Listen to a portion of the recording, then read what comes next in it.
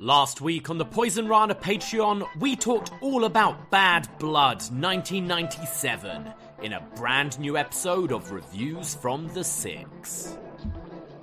And that's gotta be Kane, as Vince McMahon on the call here. Out comes Paul Bearer and who we presume to be Kane with the red mask, the red jumper. He goes through the cell door by ripping it off the hinges, which was just done so perfectly as well. Like getting like kids and women screaming at that point, like, whoa, holy shit, as he goes in the ring and is face to face with the Undertaker. He raises his arms. Undertaker is like looking at him like he's seen a ghost, and he lowers his arms with the fire blast pyro in the corner. Kane attacks him and hits a tombstone. Make sure he finds Hardcam. It's the moment that always I find funny. Like, clearly he hadn't been to NXT, Kane, because he's like, shall I do it this way? This way? Oh, there it is. Boom. Boom. Tombstone right on the Undertaker. And then Shawn Michaels climbs on top as the referee eventually counts it. 1, 2, 3. Get this show plus NXT retro reviews, wrestling reviews, movie reviews, and so much more over at patreon.com/PoisonRana. And it's only $5, so what are you waiting for? What are you waiting for, huh? What are you waiting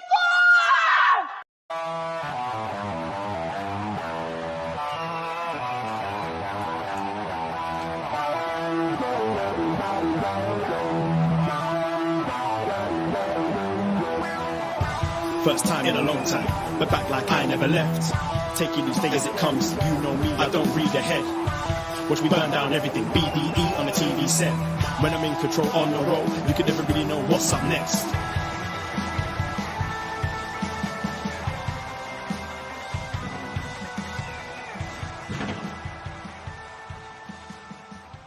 Hello. Hello, hello, hello. Braden Herrington here with Davie Portman for Up Next. You found us here at postwrestling.com, Apple Podcasts, Spotify, whatever podcast app you're using. And of course, we are live on youtube.com/postwrestling. Hello, YouTube room. How are you doing? Hello, YouTube room. It's Tuesday night. It's time to watch NXT and then talk about it because that's what we do here. And yes, it may be Title Tuesday for some of you, but we are your NXT friends. And we'll always be your NXT friends. And today we have chosen to stick with NXT because it's Tuesday. That's NXT's day. And we watched it. And like I said, we're going to chat all about it. So some of you may be still watching the other channel. And I understand with AEW's on TV live right now. But it's weird when they kind of throw this off because I'm a man of tradition. I like to know what wrestling show is on what day. So now this throws it off. Do I watch it later today? Do I watch it later tomorrow? What do I do, Davey? What do I do? Yeah, I got to say, it's a little, it feels a little different from a year ago when, like, I don't even know what's on AEW tonight, to be honest. It doesn't feel as hyped as when they've gone head to head in the past, I got to say. And maybe it's partly AEW just kind of, I don't know, not wanting to compete. Like we had that crazy week last year with, Undertaker, Cody, all of that on NXT. I think you had title matches on AEW as well. Doesn't feel quite like that this time round. I'm probably likely just going to throw it on as soon as this is finished. Yeah. Like sometimes, we usually watch together or we have friends over on Wednesdays and stuff. So it kind of makes it like now I'm just like, oh, now it's just another wrestling show. I didn't really get spoiled on anything.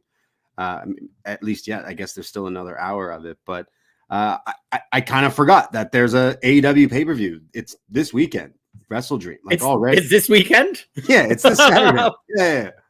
Yeah. Wrestling never stops. I feel like this one's at a bad time. I feel like what did we need this one right now? This one isn't really living up to the Wrestle Dream card, I'd say. I think Wrestle Dream it last year kind of felt like a sort of second kind of Forbidden Door, I would say.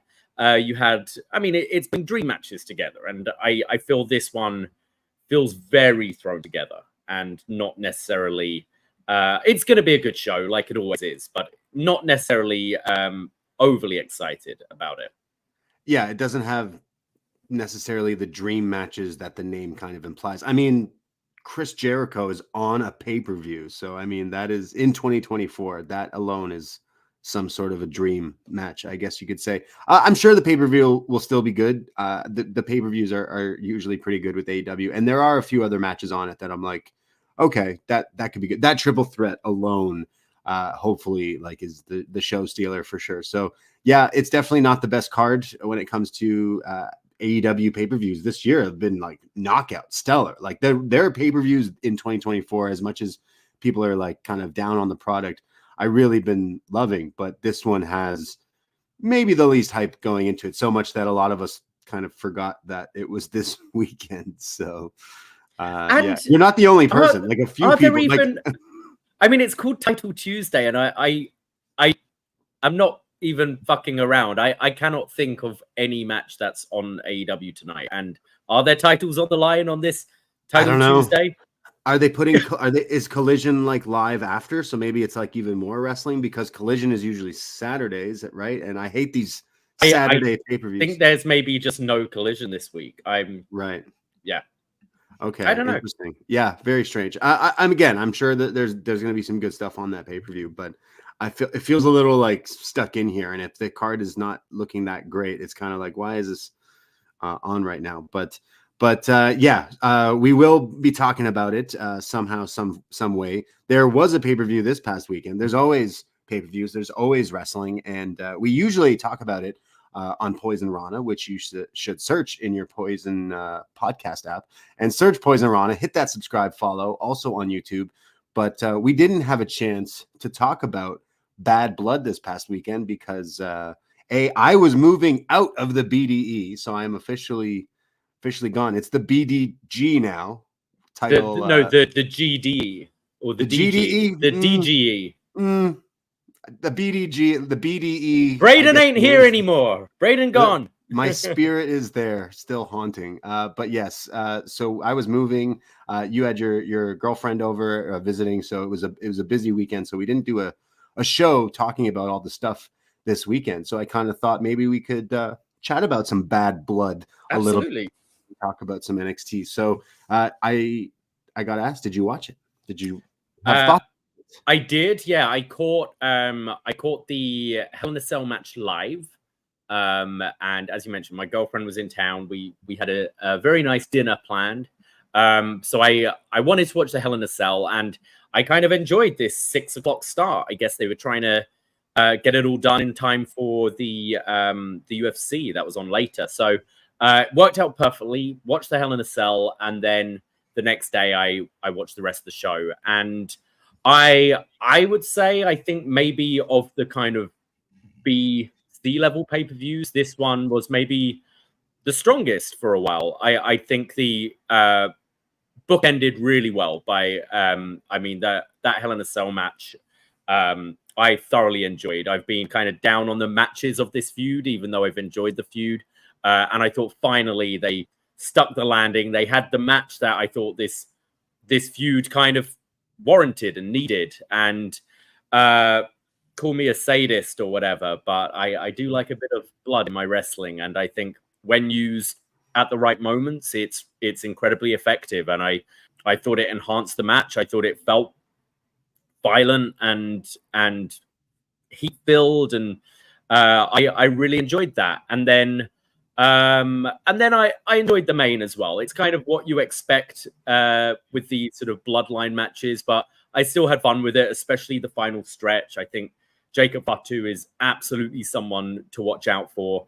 And then you've got The Rock coming out at the end to set up whatever's coming next in this whole Roman Cody bloodline story. Yeah. Middle of the show was kind of whatever. I can't say I was particularly like enthralled by the rest of the show, but that opening and closing match I thought was enough to make it a pretty enjoyable PLE for me. Yeah, it kind of reminded me of like the Attitude Era pay-per-views, especially we go back and review so many on our Patreon shows and stuff, but it's like it had the substance of having like a real big, Hell in a Cell feud, like closer of a big rivalry. And then you had like the big main event tag team match that they've been doing a lot of this year, just because the bloodline storyline and Roman and Cody are just so over that it totally made sense, especially in Atlanta. So and then you had a lot of stuff that was like the fluff in it as well, because by any means I would say it wasn't a great pay-per-view. However, like I still enjoyed watching it because it had ridiculousness with like the Dom hanging upside down, so it had like a bit of like everything. So I didn't necessarily hate it. I really loved the Hell in the Cell match.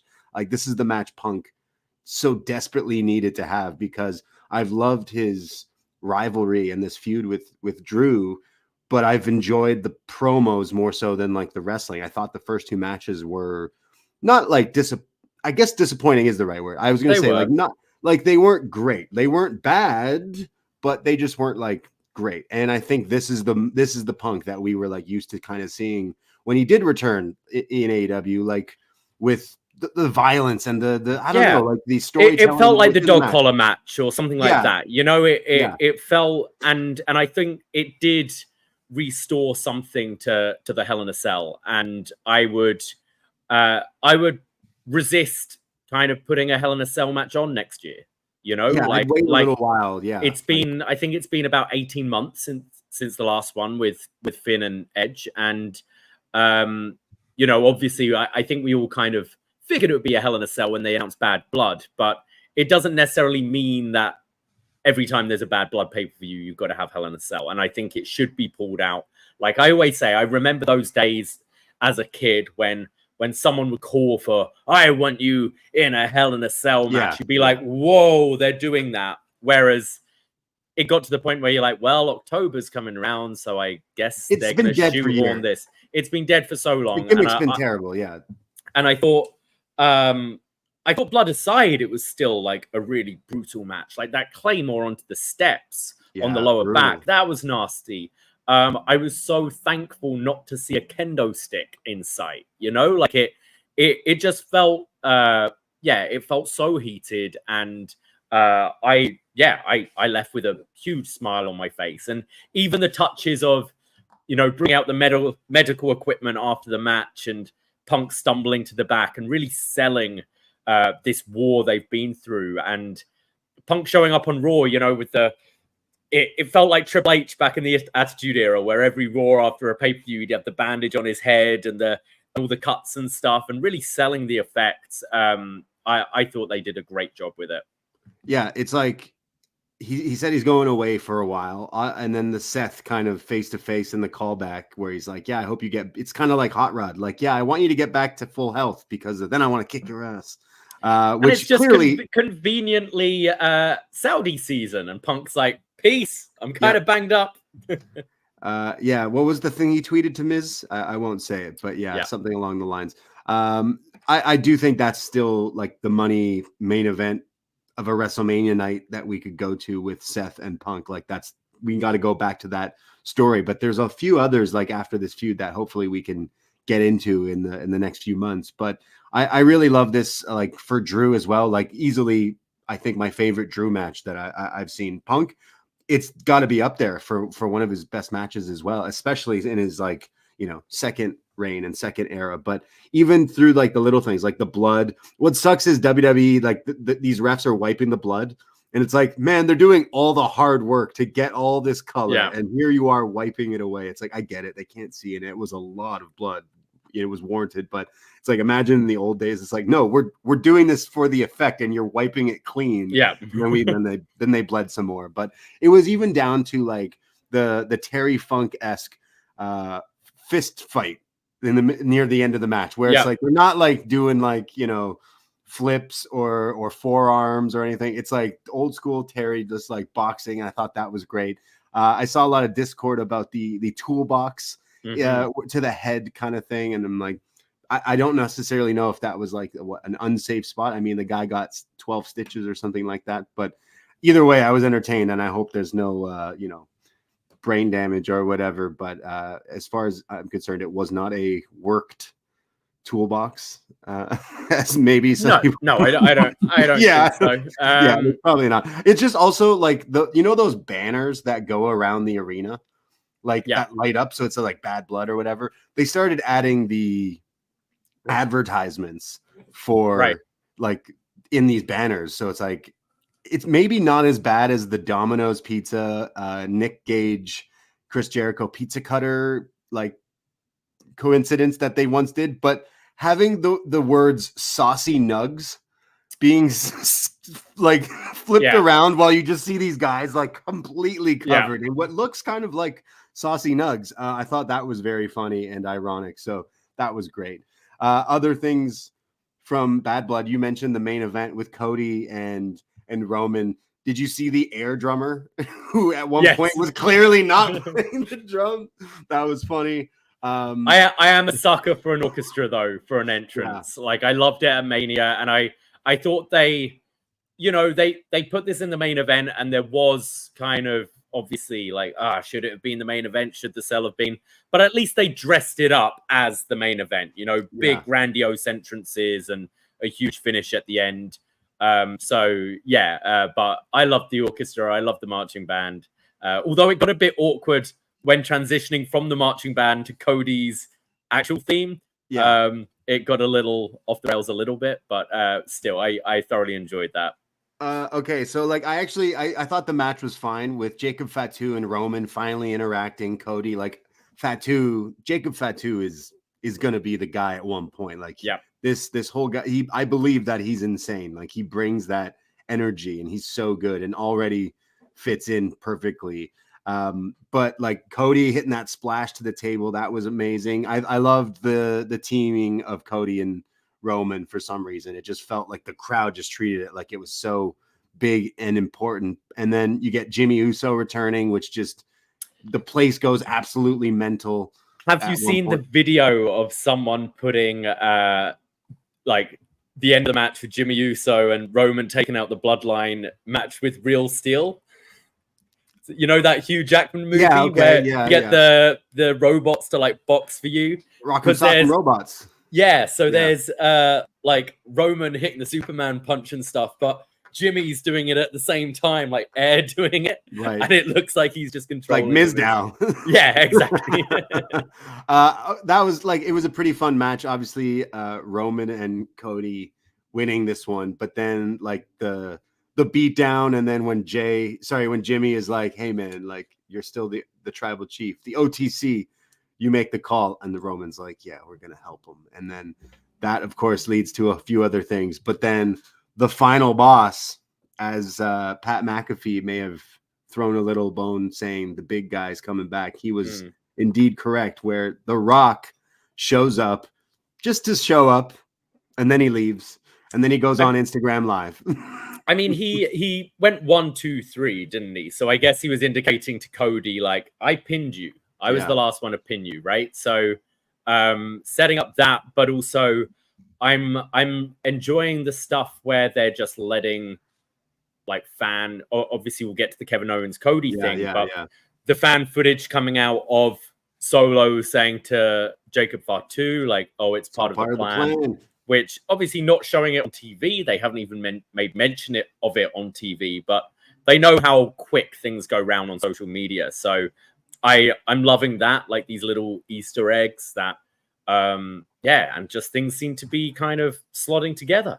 Like we've said it all this year, really, with the build to Mania 40, where like as soon as The Rock came into play, no matter what that documentary says or whatever, like it was a wild time as a fan with The Rock being back, with the story of Cody trying to finish the story and everything in between. Like WWE was just so super hot for this Mania season.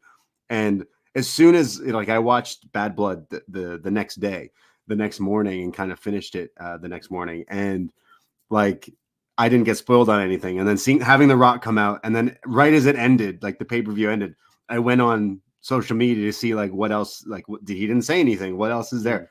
Only to see that he went on Instagram Live as he's walking past Gorilla, like to leave the building. Did you watch this? I haven't seen this. No, we're back. Like Instagram promo, Twitter promo, Rock. Oh, that was a time. And like he absolutely like broke me. He's walking through the back, right? And like all these security guards and backstage people are like, oh my God, it's The Rock. So he's like dapping up security guards, and this one security guard he like fist bumps, and he's like, oh, is that a like that's a nice watch. He goes, if the final boss had a sister, he'd introduce you to her. And then he continues to walk, gets in his truck. He's like, I need a driver. I'm the final boss. And then like takes his fake belt from Muhammad Ali's widow and drives off. I was just like, oh man, am I dropping money to go to Vegas now? Like, I always love The Rock. Don't get me wrong, but this iteration of him is like taking like the old Rock with the like, I don't know, Hollywood Rock. Well, it's such a good. It's a character that actually means something. It's not just coming in for a nostalgia pop and doing the greatest hits and then leaving and not really having much consequence. He is kind of the Thanos of this whole story, isn't he? And whether he's on the show or not, there's been this presence, you assume, of him lingering ever since WrestleMania. So I think it makes it so much more interesting, and it makes it mean more to Cody's story and to Roman's story, rather than just bringing back a wrestler from the past, shoehorn him against whoever, have him win or lose, and then disappear. So I think it's definitely working. Like it, I wonder what, like, I want to see Rock versus Cody, but I feel like the WWE universe kind of deserves Roman versus The Rock. So I'm wondering, is it a far cry to be like night one is one of those matches and night two is also one of those matches? Or is that? Yeah, I wonder if you could do like a sort of Gold Rush kind of thing.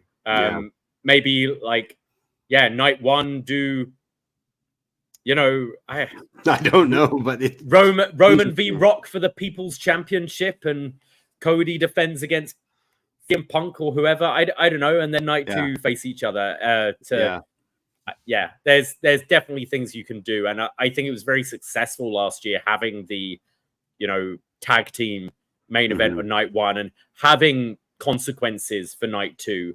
As much as there's great talent across the board, and you've got your women's championships and all that you can defend.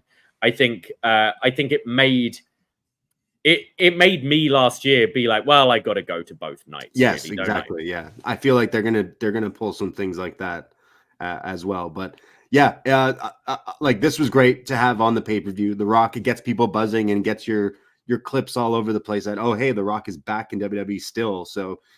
Makes things interesting. I wasn't sure if he was going to wrestle at Saudi. I'm still not sure, but I don't think it'll be too crazy to say he's probably going to be in a War Games match down the line, if you think. Possibly. Yeah. Right?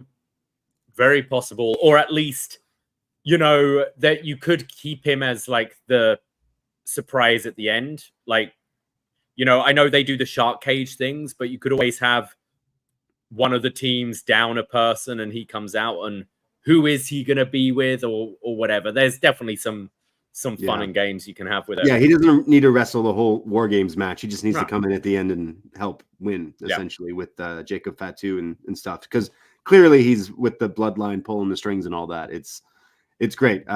Pretty cool. Trying to think of other things before the Kevin and Cody thing is... Well, there was Gunther. Yeah, I was going to say there was Gunther, who obviously had the moment with Bret Hart a few weeks ago with saying that his favorite wrestler is actually Goldberg, which was just a great line. And then fast forward, Goldberg and his son Gage, who is an absolute unit now. Remember, tops off for Gage, tops off for Goldberg. Now this kid looks like he ate that little kid, and he could be next in line for the World Heavyweight title. But Goldberg versus Gunther is definitely something that's like, yep, let's do that right away. Do it in Saudi if we have to. I don't care. But is it just me, or I had to tune in to watch the main event of Raw just to see if they did the Eddie Brock Goldberg like angle all over again with Goldberg costing him, but that wasn't the case. But I was like, oh, wait a second. You know what though? I thought it was great to do it at Crown Jewel, at Bad Blood, because I think it put more interest in that Cody Gunther match. Because I think Sammy Gunther. Because I think everyone was just going, oh, this is a way to get Gunther's win back over Sammy and continue this, what I imagine is going to be a long reign with this title. And then you start to go, well, Goldberg's the kind that would wrestle at Saudi, and Sammy going in as kind of the honorary hometown hero in Saudi Arabia as the champion. That is something you could do, and I think it definitely. I was seeing online yesterday before Raw, being like, it could happen, And no, I mean they stuck to the course, and obviously Gunther won that match. But I definitely thought it planted a good seed of doubt in there. So I mean, we won't be getting Goldberg Gunther at Saudi, because we're getting Gunther Cody in Saudi Arabia, which is a match I've been really looking forward to since they had that interaction at the Royal Rumble last year. Yeah, I felt like they wouldn't actually do the Goldberg thing and have Sammy win, because think like Sammy's first title win, you want it to be like off of that. I think that's kind of odd, even though it's kind of poetic, because isn't it Goldberg who took the title from Kevin Owens? Yeah, in a weird way. So maybe there was something there, but I was like, they probably wouldn't do that. But the match was good too on Raw. It didn't necessarily get to a level, not even the level of the Mania one, but it was still really, really fun. But Goldberg Gunther, I'd love to see that match. Whether we do that, if it's not the Saudi match, which is kind of weird that they're just doing that. That whole Saudi title thing was a weird thing. That was odd on the pay-per-view, with the reaction from the crowd and people just like, we don't really want that at all. But the match does sound good. It's just like kind of in another way. I think it would have people would be a little bit more excited for it, but I think it will bang, of course, but just a little odd. And then maybe we do go like the Rumble or something for. Well, I like what I think it was John Pollock suggested on Rewind to Raw, do it at the Saturday night's main event. There you go. Which is going to be a big special, and they're kind of treating like a PLE, and put that match on TV and try and get a good rating for it. Absolutely, yeah, that's a great idea. Like definitely bringing him back for Goldberg's been kind of vocal. He talked a bit about how he had some talks with Tony Khan and everything, and it didn't work out. He didn't think they were serious enough. Too cheesy for him. Yeah, so this is the way to go, and then hey, maybe Gage does want to wrestle, and this is a way to bring him into the mix or something. But I thought that was pretty great, and does make me want to. I think Goldberg could have a few more, to be honest. Gunther, there's a few people in there that I'm like, yeah, let's do one more little run here, because Goldberg found out how to work his style like towards the end. Like, okay, let's just do the hits and get in and out, and because he's better when his matches are short.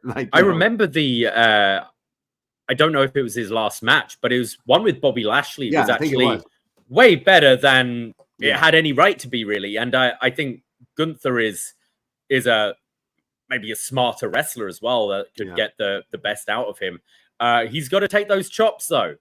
I don't want him to be like, I don't know about that, brother. Like, doesn't work for me. He's got to take those chops. Yeah, it's too cheesy, those chops. We'll see. He didn't want to do flips and stuff, so he's gonna have to get actually hit by Gunther, which is pretty good.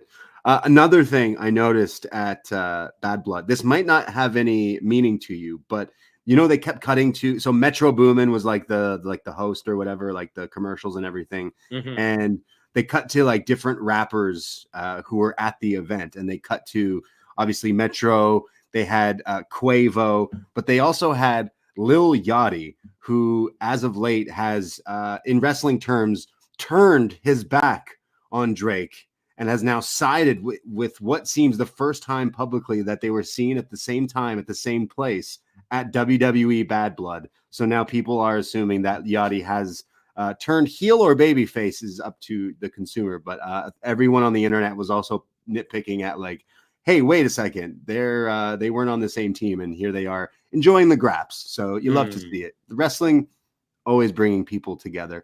But then wrestling can also turn your friends against you, because the Kevin Owens and Cody Rhodes segment, I guess you can't call it that. Angle, I guess you could call it that. The fan-made angle, which has everyone buzzing, which has just the the trinkles of Dusty Rhodes all over this, with the attack right outside the bus in front of all the fans, which was just so brilliant. And Cody got his ass beat. Yeah, I thought it was great. And I even liked the follow-up on Raw, where they didn't.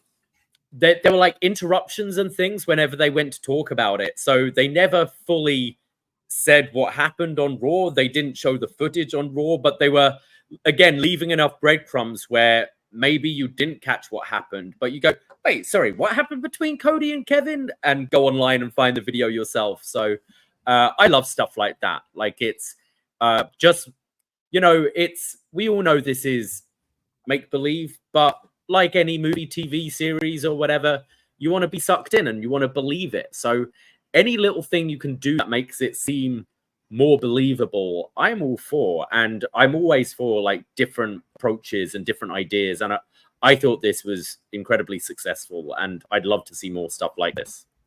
Yeah. So, I mean, we're not going to this match at Saudi, obviously, with the Gunther. So would you put this at War Games, I assume? Like the one-on-one, if Cody's not joining, like... I think everything they're treating as a big deal now. You've got all the shows have shuffled around. Like SmackDown is a new product for USA Network. It is something you could do as a big featured main event for a SmackDown episode and have a rematch on one of the PLEs. You do have War Games in November. You do have Saturday night's main event coming up as well. There's a load of different places where you can put this, and especially if you're doing these 5-match cards, you can certainly spread them out. But for the moment, I guess we're getting the Gunther distraction. Yeah, and I imagine they're going to suspend Kevin Owens in storyline, so you can kind of get through this Saudi season, and then his suspension's up, and you can go on with that story. I mean, this is the right way to go, right? Like he's so much more compelling as a bad guy. I want old school Kevin Steen. Get his old theme, like make him the old vicious way. And like we've been talking for weeks, like Cody's run, they've been playing it safe, where it's like, yeah, he had a few good matches with AJ, and then he's like really just not defending and having like, tag matches a lot of the time. Whereas like this is a feud that we can really like sink our teeth into, and it has story. Like, hey man, these guys have been beating my ass for like a whole year, and now you're friends with them again. Like, what the hell's the deal? So it has a whole story already built in, and then could come the Randy introduction as well somehow. So I feel like there'll be some good weeks of TV and hopefully a good story that kind of all wraps together. But to do this with the fans kind of helping drive the story is such a smart, like, modern way to kind of make this thing go viral in its own kind of animal. So very creative to do it this way, because you can kind of be like, it gets the fans talking again. Like, hey, did you see this or video? Like, chances are you have, but like, it gets everyone like engaged, and now you do want to tune in and kind of see what happens. So I think that's pretty smart. Yeah. Okay, like pay-per-view. I mean, it was good because it had 2 solid matches, one really solid match, and then some other stuff in between. Like I mentioned, Dom hanging upside down as well there. Raquel coming in. That was weird. For me, I would like, a little less Judgment Day on these PLEs moving forward. I don't get me wrong, I enjoy them. The Dom Liv stuff, Rhea, it gets huge reactions still. But when you've got essentially 2 matches on this card from the same feud, and you've only got 5 matches, I think I'd love to see, a Bron Breakker get a PLE match again, or they're building Carmelo and AJ Styles, maybe have that on a PLE moving forward, or get one of the sets of tag team championships defended on these cards, because it's been a lot of Judgment Day on these things. And when there's not a whole lot of real estate on these cards, I'd like to see a bit more variety maybe on the middle of the show. Yeah, absolutely. Like it felt like a variety show, because again, it gave me a really good match. The rest was okay. Main event was good. And then you got The Rock. So can you complain? Not really, but five matches, and a lot of the time watching is like promos and lots of ads. And I got to try those saucy nugs. Saucy nugs from Wendy's, is it? Saucy nugs from Wendy's. They even got the refs doing the like product placement now. WWE just all over it. killing it. Or just calling DQs when they're not supposed to. Yeah. Yeah, that's what I was trying to say. Like that finish was kind of weird, right? They totally like called it audible, I think. I kind of respect that though, because it was so and whether I mean, I don't know who you're to blame. Are you to blame Raquel for doing it right in front of the ref? Are you to blame Liv Morgan for not distracting the ref enough? But it was all right in front of the referee, so they had to call the DQ. And at the end of the day, you get the same result essentially, with Liv retaining the title. But it just, I don't think we'd have noticed if Raquel didn't just pick up Liv and put her on top for the visual pin there. Yeah, it was like, I think back to a few weeks ago, AEW, where Rick Knox, the ref, is just in plain daylight is like, oh, I gotta look this way because they're doing something, and then like right away is like, oh, I gotta look this way because I also saw that. Whereas this, they're just like, yeah, it's a DQ. Or Aubrey jumping over the foot that's on the ropes to count a pin, that kind of thing. Right, or the other ref pushing the guy. There's a few things. Like, don't get me wrong, WWE, there's mistakes too, but this one was an easy just, hey, let's just call the DQ because you can't lose the title. Like, I think back to a few times, there's been a few like snafu. Is that the word? What was that Money in the Bank one with Damian Priest? Was that just he was like stunned and didn't kick out or something? That was pretty bad. Like, that was kind of scary at the same time. But like, these things happen. You can't like nitpick and whatever. But people like to. But shout out Saucy Nugs and the refs. Before we jump into NXT, I know AEW is still on, and I know John and Way are going to be on this very feed. So appreciate all the Up Next listeners out there. We have some quick plugs to get to before we chat about some NXT. It's spooky season. I'm not sure if anyone's aware, but get your pumpkin spices, get your scary movies, and get your subscription to patreon.com/PoisonRana for $5. You get a whole month's access. You get access to hundreds of podcasts in our back catalog. We've reviewed classic Halloween Havocs and horror movies and so many different things up your alley. But you'll also get access to everything this month. We just put out episode 2 of The Champ Is Here with Maddie Edwards from Grapple and Jordan Goodman from Post Wrestling, where we chatted about the second world title reign of John Cena. And boy, we had a lot of fun talking about the live sex celebration as well in there. You'll get that podcast. Plus, you'll get our recent Bad Blood 1997 review featuring Undertaker and Shawn in the first ever Hell in the Cell, as you'll also hear Davie and I go off on how scummy Vince McMahon comes across when he has to tell the world about the passing of Brian Pillman. Oh boy, that was a conversation that we had. Yeah, that was something that we didn't realize this was that show going into it, and coming straight off the back of the Vince McMahon doc and seeing his handling announcing the sad passing of Brian Pillman, really interesting. So go and have a listen for that. Yes, but then we have double shows coming up this week because we love you so much. We have a Was Next. Yes, NXT is our bag, and we go through all the way through NXT through all the years, and we have reviews of NXT starting from the Full Sail era, and currently we're in 2014, and this week we look at April 24th, 2014, featuring Charlotte and Sasha versus Emma and Paige, plus a crazy callback here. Sami Zayn and the Usos teaming up, feeling hella Usi here. My dog. This is crazy. We definitely fanboy over how Sami and the Usos teamed in 2014 in NXT versus the Ascension and Corey Graves, which was really fun. So that was a great chat, as well as Tyler Breeze, Tyson Kidd, and a whole lot more of NXT regulars from around that time. So if you're a real NXT head, Was Next is definitely the podcast for you. But we have another show coming up for you spooky season lovers. 25 years of the Blair Witch Project. And oh boy, this is either going to get people blood boiling, people screaming, or people just shaking their head at what a movie this is. The OG found footage horror. It really is, isn't it? I mean, this is now a genre in itself, is the found footage mockumentary style. I mean, you could even go on to say, things like The Office and comedies like that kind of take from this style of like us filming it like this is a documentary we're doing. And yeah, the original kind of found footage horror.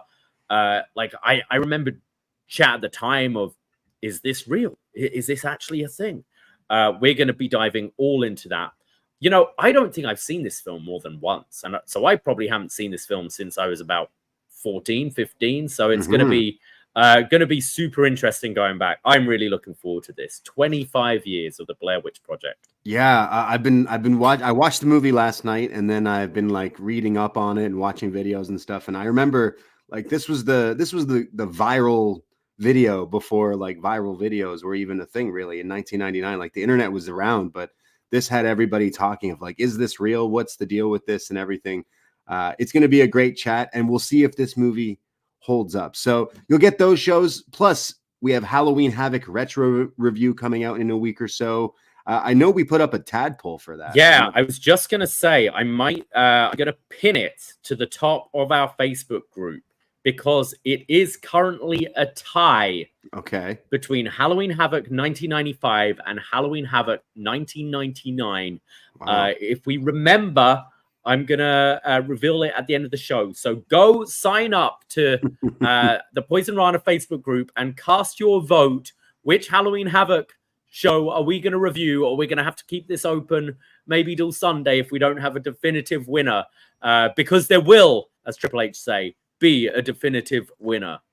Okay. Ooh, I'm looking at the votes now. I haven't voted yet. I don't know if I'm allowed to vote on my own thing. I mean, I am, but like, I'll sway the vote if no one else votes in the next little while. But yes, we'll be doing that on the Patreon as well as a 50-year anniversary celebration of the Texas Chainsaw Massacre, where See No Evil will be filling in and joining us. I mean, to chat all about that movie. So lots of great shows this month, and it's only $5. That's basically pennies per podcast there. So, hey, if you ever wanted to support us, now's the time.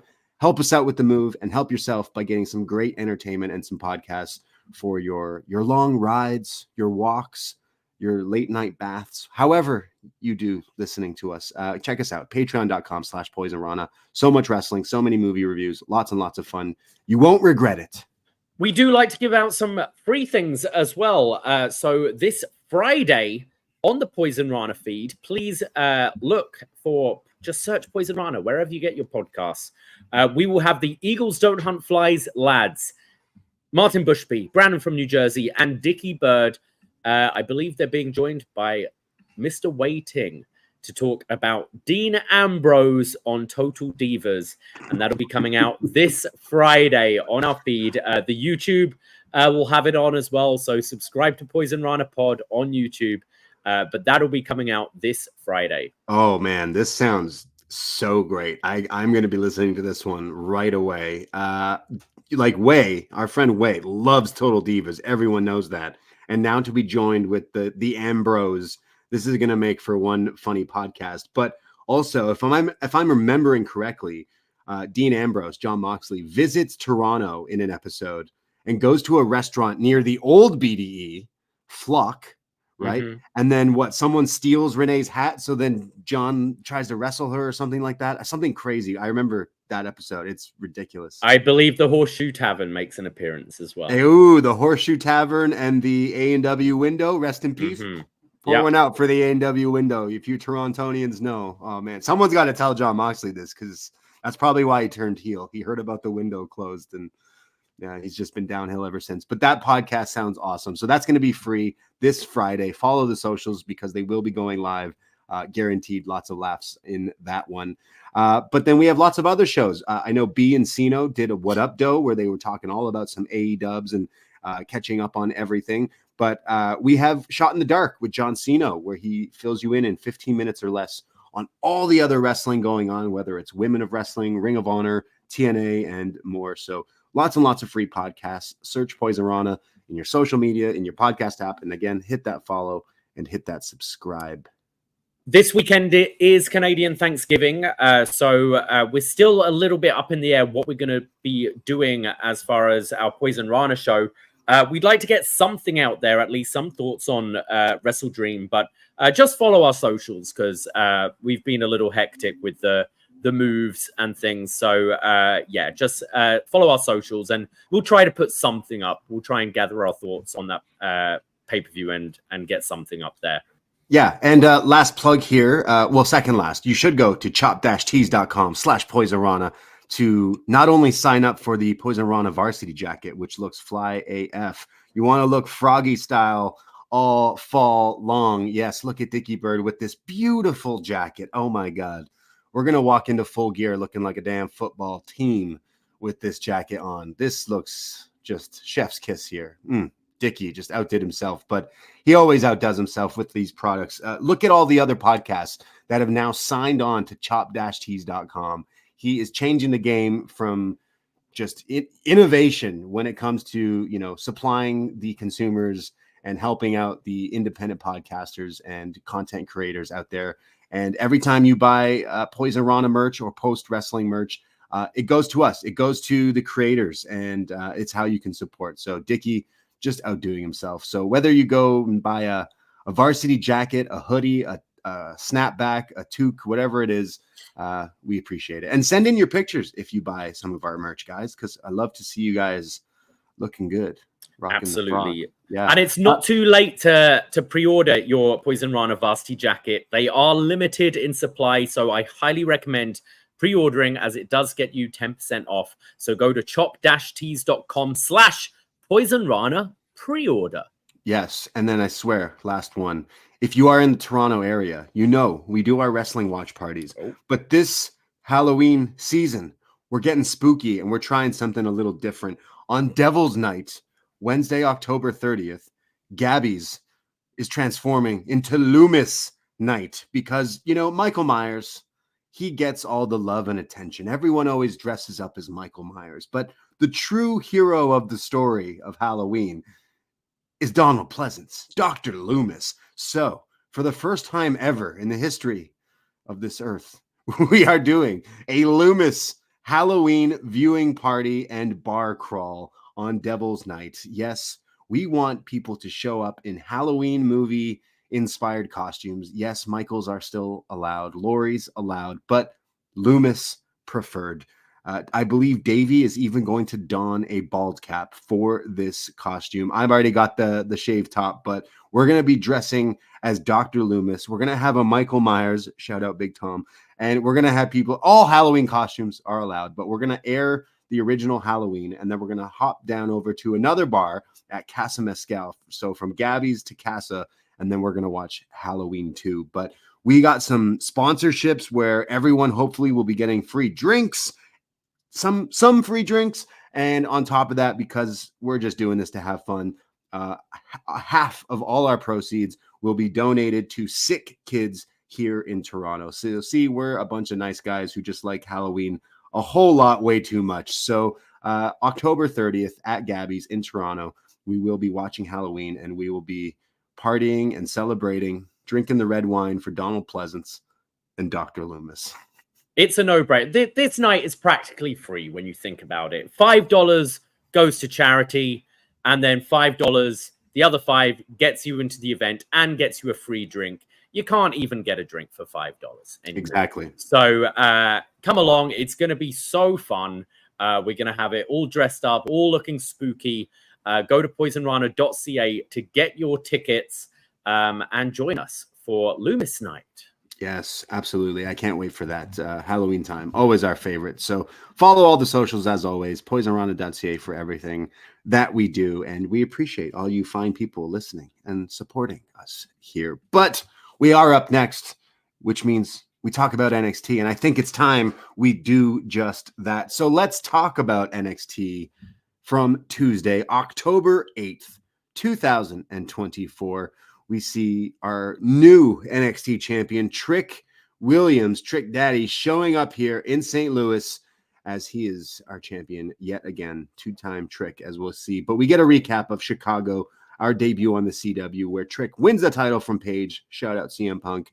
And out comes Trick Williams, looking pretty fresh here. Whoop that Trick, yells out from the crowd here in St. Louis as he grabs the microphone. He's in the ring with the belt. The new belt. I like these new NXT titles. Yep. I think they look good. Tricky 2 times is what you better call me, says Trick. He says, tricky 2 times. You better say it 2 times. I like that.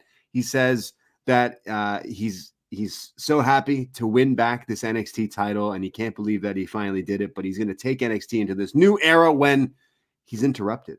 When we see Wes Lee is in the crowd and has a microphone and starts to say like, "Oh, look at you, you're on about this." When Trick interrupts him and says, "Oh, stop it and hold on for a second," and calls Wes light skin. Wes then says, "Yeah, everyone says you're the face of NXT, but everyone backstage and everyone watching knows that you ain't it, dog." And this pisses off Trick. But before Trick can even retaliate, out comes the Intercontinental Champion, Jey Uso, as this arena erupts here. They start losing it, starting chanting the yeets.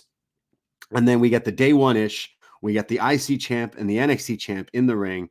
And then Trick says, "Oh, you're the champ. I'm the champ." And then, like, as they're face-to-face, the crowd start to go, "Whoop that Trick, yeet. Whoop that Trick."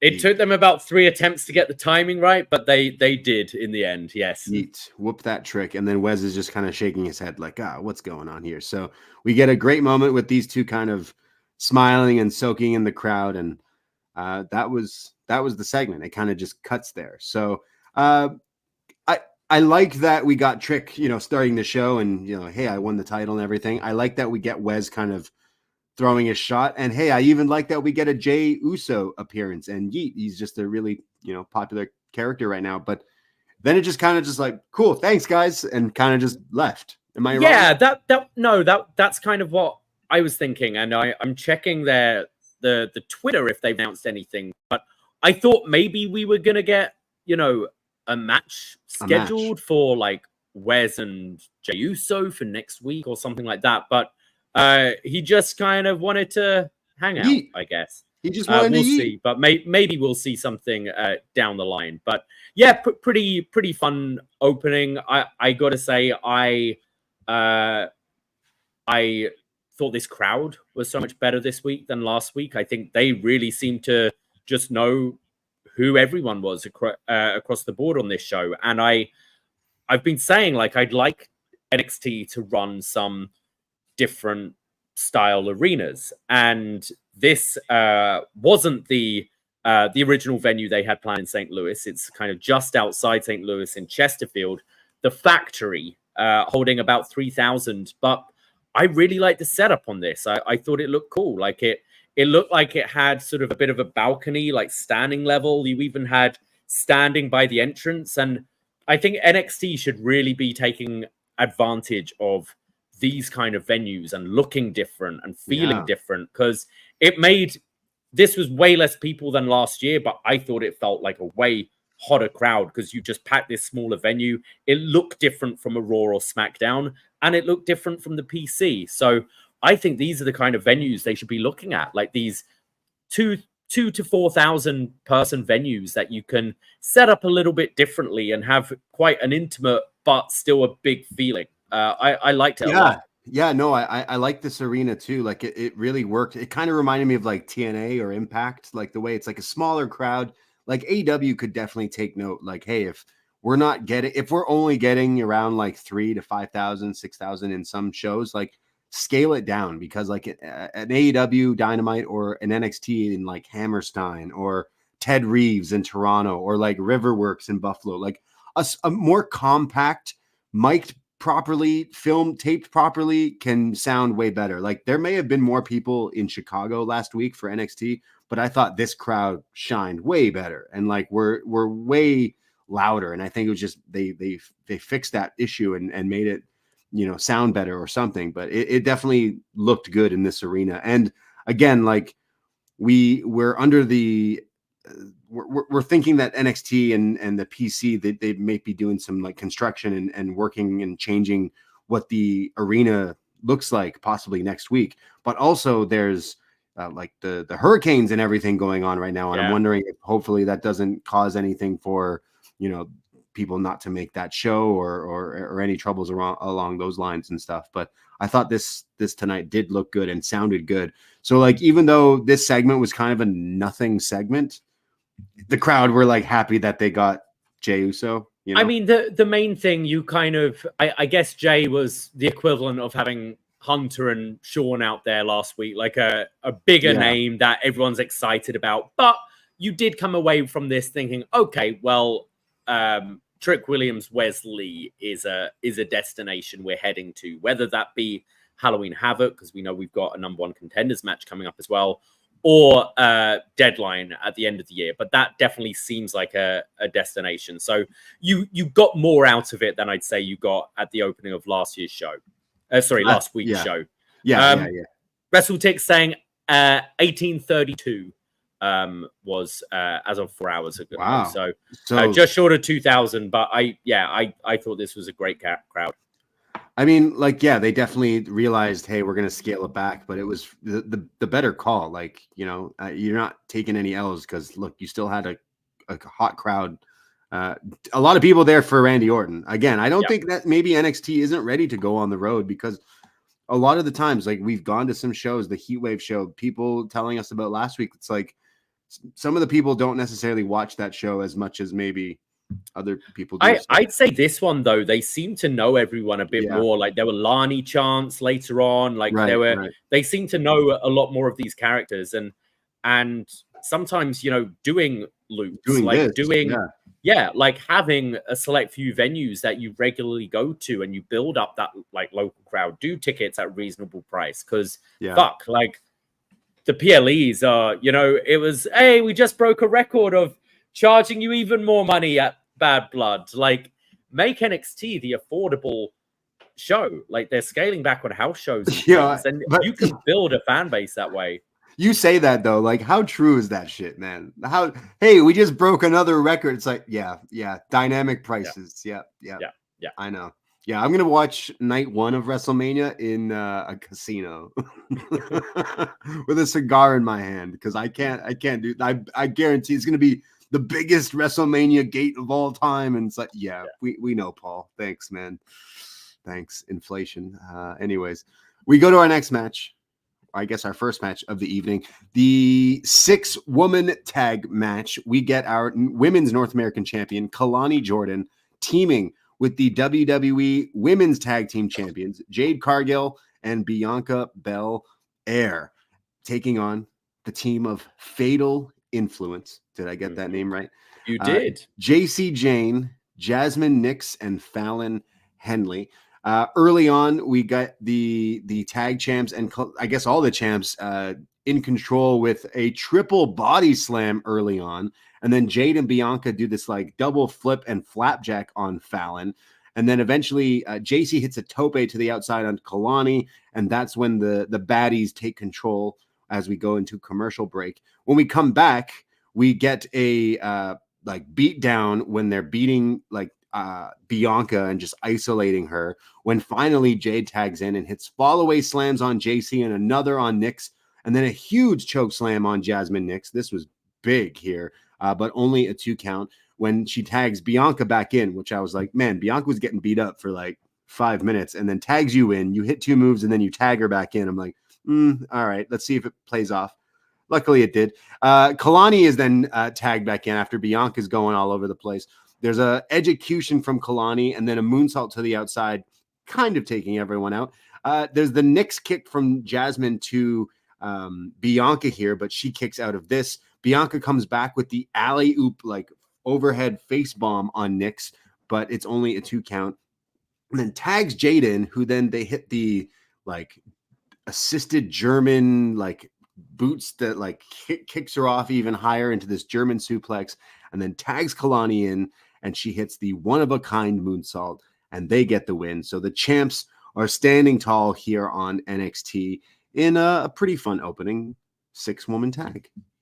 Yeah, I enjoyed this. I think obviously the crowd knows Bianca and Jade.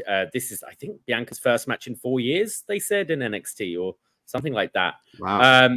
Jade finally working NXT, finally in developmental. She made it. She finally made it there. but yeah, the crowd was super hot for them. But I think this is one of those kind of Trojan horse effects where you then come out of it going, wow, Kelani Jordan looked good. I don't necessarily know who she is, but she looked fantastic, you know, because the crowd were really getting into her as the match went on. And her moveset obviously is very fan-friendly, that kind of RVD style.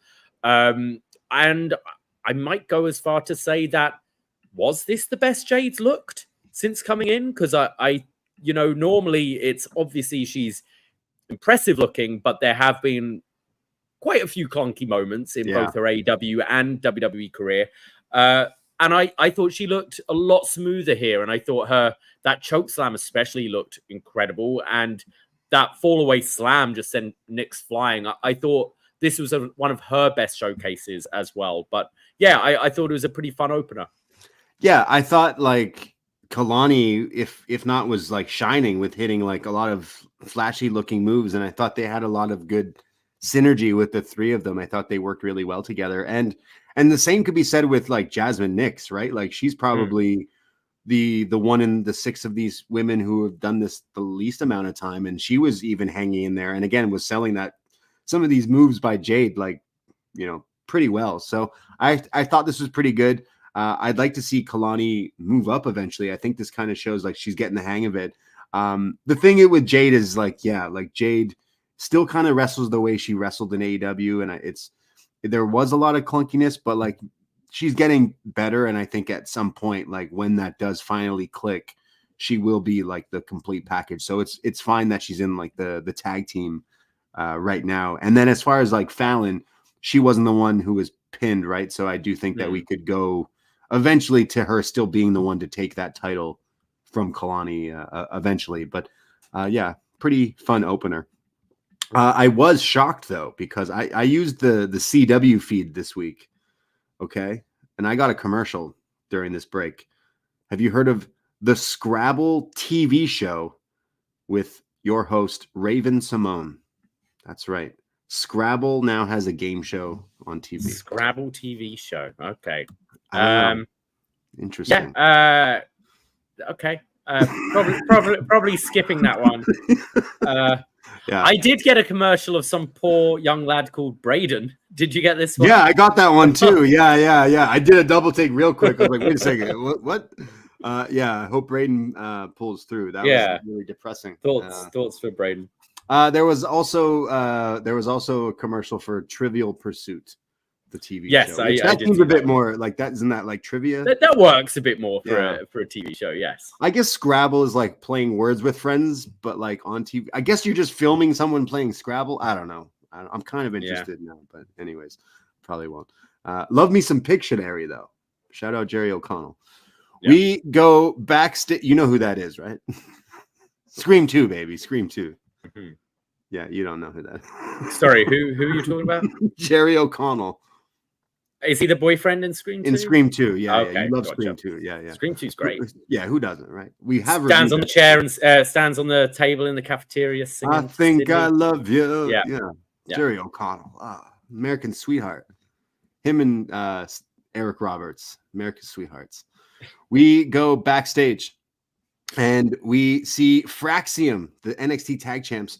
They're getting ready when AXIOM asks, hey, like, are you ready? And they're like, yeah, I'm getting ready. And as Frazer says, and then the camera kind of pans in the locker room and you see Randy Orton getting his boots on and getting his wrist tape up. And he asks a question to AXIOM. Just how fast is Javon Evans? And AXIOM replies, well, he's the fastest guy in NXT. And Frazer's like, hey, yo, I'm right here. Like, what do you mean? Like, I'm faster than him. And he's like, no, man, sorry. But like that guy, and Randy's like, oh, sorry, guys. Like, just getting ready for my match with him tonight. So, yeah, we got Fraxium in action and Randy Orton in action. Here's what, almost 50-year-old Randy Orton hanging out with a bunch of kids. I was going to say, I can suspend my disbelief a lot in wrestling, but Randy Orton sharing a dressing room with Nathan Frazer and a kid, like, nah. Yeah. So he did say, because Frazer was getting all upset because AXIOM was like, oh, he's probably the fastest here. And Frazer's like, wait, I'm stood right here. and says about how he gets a little hot-headed at times. And Randy's like, oh, I can relate to that, and advises him to find a darker place. So I wonder if Nathan Frazer's going to be shitting in a bag next week in NXT when they're back at the PC. No, but in all seriousness, I wonder if that's a little hint that maybe there'll be a little bit of a heel turn for Nathan Frazer down the line. He just means like sometimes I hear those voices and you know, I act on it. So maybe he'll start punting people. I don't know.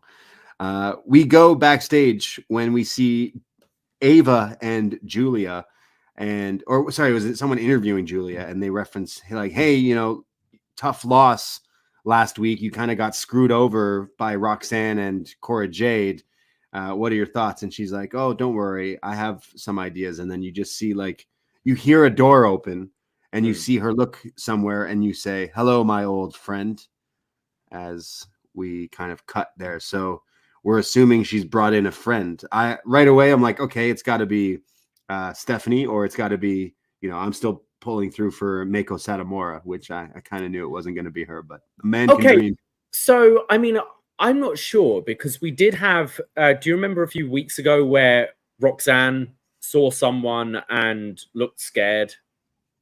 Do you remember that? Someone off the camera? Yes. And she did it like, and we don't really know who that was. And it was no one. No one was there. No, I know. But work with me here. And here, I wasn't sure if this person was, obviously Stephanie Vacour shows up later. And was this implying it's her, or is this another person? And if this is another person, is this the same person Roxanne saw? Yeah. And in which case, maybe it could be Meiko. Right, yeah. I mean, I was just like, I'm holding out for that. It does make sense if you follow the story, but I don't necessarily think... I don't know if she's retired. I know she wrestled on that train, but I'm like holding out for it. But obviously it makes sense because Stephanie did do the video promo from just a few weeks ago as well. But yeah, as long as it's not like another, like someone talking to someone that they're not actually there, you know, it definitely shows. We go to break, but when we come back, Roxanne Perez, the NXT Women's Champ and still Women's Champ, comes out and she's got a microphone. She's laughing and says, oh, you thought last week was going to be the week that it happened. And then she mentions that she's drinking all the tears of the haters out there and mentions that, yes, but to now I'm not drinking alone because I've rekindled an old friendship. And out comes Cora Jade. Cora comes out, who looks like a giant standing next to Roxanne. Maybe it has something to do with the boots that she was wearing. And Cora says that she's really pissed off that everyone forgot about Cora and that it made her so mad. So that's why she came back and attacked Julia, because you can't have anyone forgetting about me. Everyone's talking about the best women's division, but you forgot about the generation of Jade. And no one saw it coming. And then Cora mentions that Roxanne deserves to be champ and that this is the version of you that I knew you could be. I love that line because of the whole thing in the past. No mention of the paper skateboard. I do think that there was an opportunity to finally, you know, let that go, kind of kill that kind of thing. But Roxanne does add, which I thought was great. You're right, Cora. And I wish I listened to you all those years ago. Just a little kind of cherry on top there. But music hits. Out comes Julia, who shows up. And then she kind of looks and the music hits. The Tron appears. Stephanie Vacour. She shows up. They stare at each other and they go into the ring. And as Roxanne and Cora Jade run away in fear, they both look down and pick up the NXT women's title simultaneously, kind of hold it up and stare daggers through the team of Roxy and Cora Jade. So what's to come of the NXT women's champion? Yes. Cora Jade showing off her new music as well at the beginning. Was that new music? Oh, I knew something was different. Yes, yeah, that's what it was. Yeah. I like this. They did a kind of similar thing with the men's where you're saying, hey, this is our title scene right now. These are the people involved. It's these four. I imagine we'll get a tag match down the line with these four. I imagine we'll also get every combination, you know, Cora versus Julia, Cora versus Stephanie, and then Roxanne against the two as well. I think the Halloween Havoc match is Roxanne and Stephanie, but there's I like it. I'm looking forward to seeing Vakour's first match in the company, and I thought Cora sounded good.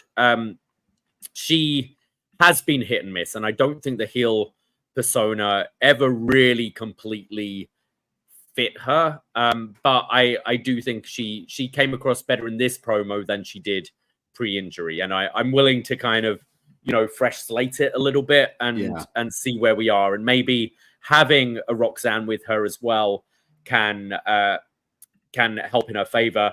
I just worry about this being a little bit too like Fatal Influence we've got going on as well. Just two catty, bitchy women teaming up, you know, like. Yeah, but at least one of them is the actual like champion. Like at least it's like, hey, this is my friend, and we kind of came in this together. I always think Cora. I always think Cora was maybe the least impressive in the ring of the two. Like Roxanne is like miles ahead. Like Roxanne is like, you know, one of the wrestlers of the year.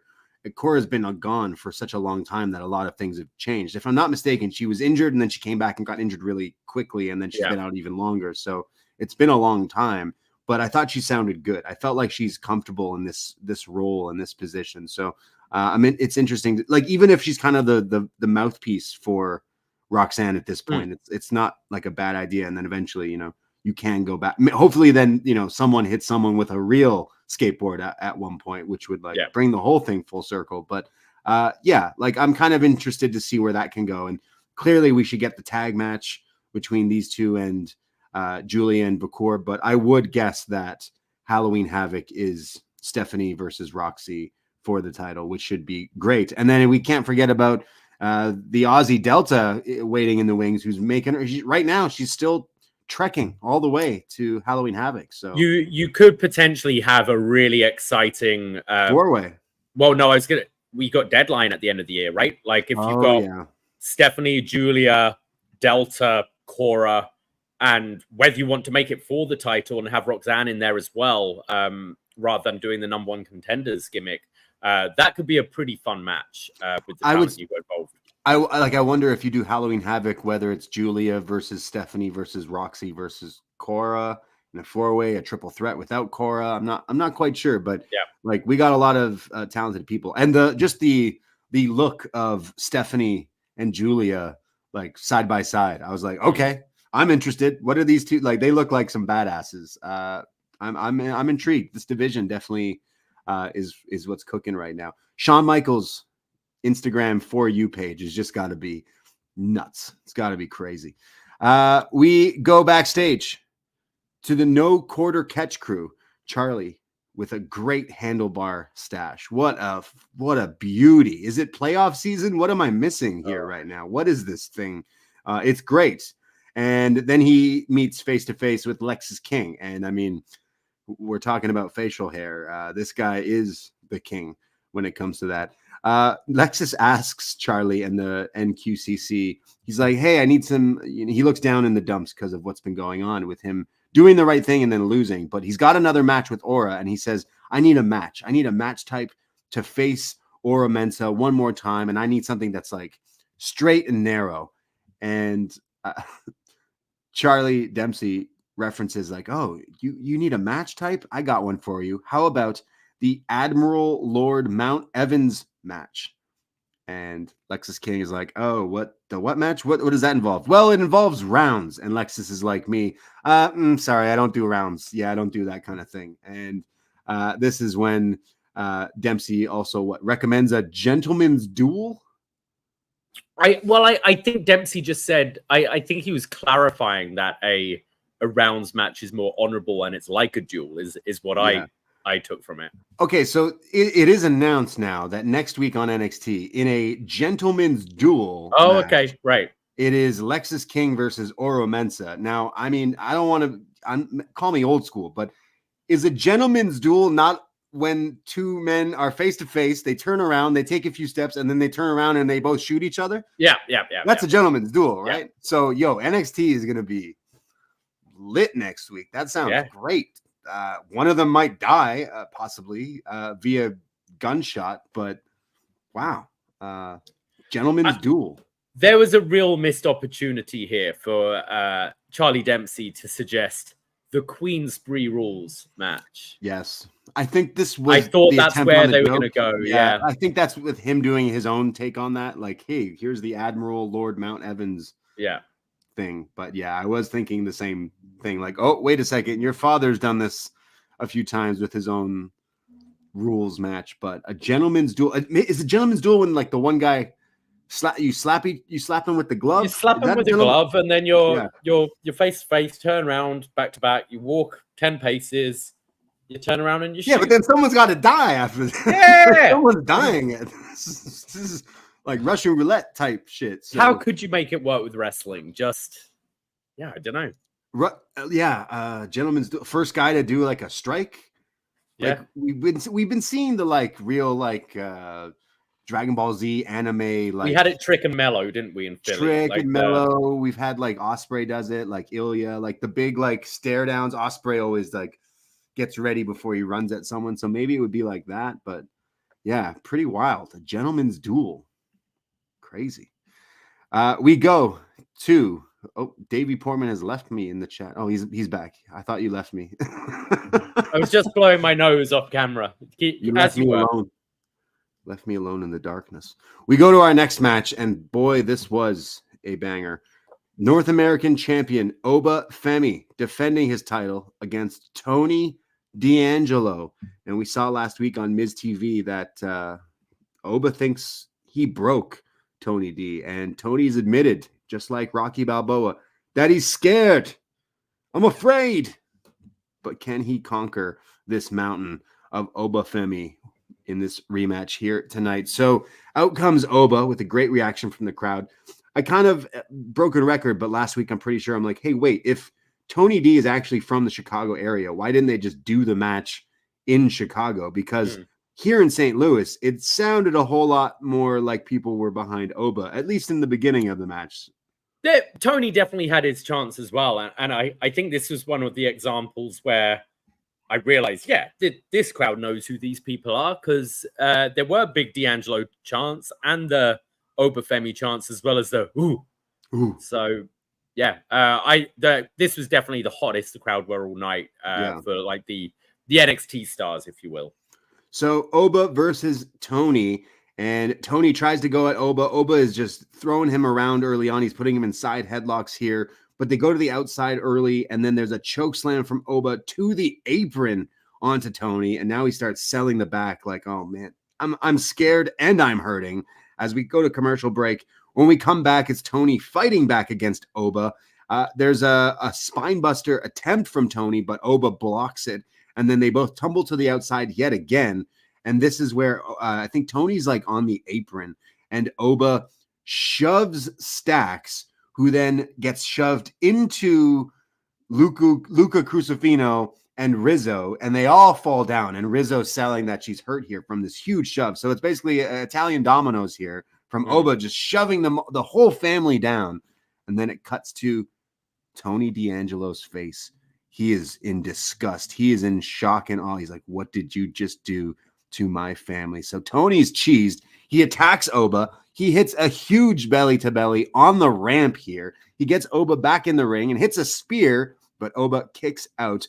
Oba Femi comes back with some clotheslines and then a side kick and then a choke slam, but Tony kicks out. And then Tony fires back. He hits a German and another, but Oba kicks out. And Tony's like, oh my God, I can't do anything. I don't know what to do. Oba counters the third German and hits his like toss throw here. But Tony eventually does get up. Tony jumps off the top and gets an uppercut and then hits his spine buster on the outside through the commentary desk here. This is crazy. This is when the crowd went absolutely bonkers. And then he gets Oba back in the ring and hits the spine buster yet again. But Oba kicks out, and Tony's like, oh my God, he doesn't know what to do here. But eventually it's Oba who looks like he's going for something. At one point, Oba hit like a sick kick or something. Like this guy is huge, and he hit like a running this running drop kick looked just awesome. Like the size of this man and the speed he can do it. It's always cool when you see like Gunther do the like shotgun drop kick, but this looked even better, I thought. So Oba seems to be putting Tony to bed here. He looks like he's going for his power bomb, but eventually it's Tony D who slips out and does a sunset flip and then kind of jackknife stacks him shoulders to the mat, and the ref counts 1, 2, 3. Tony D'Angelo doing it for NXT Italy, doing it for Chicago, even though they're in St. Louis. Tony D has conquered Oba Femi and is your new North American champion in a bit of an upset, but just like Rocky 3, it had a good ending. I love this. I think this is both of their best singles match they've had in their career by a long way. I'd say Oba had a few fun, multi-mans, like the multi-man in Philadelphia, but when it came to singles matches, I thought this was awesome, and they just had the crowd in the palm of their hands with this, with some of those near falls. They told the story with, Stacks tried to get the crowbar involved.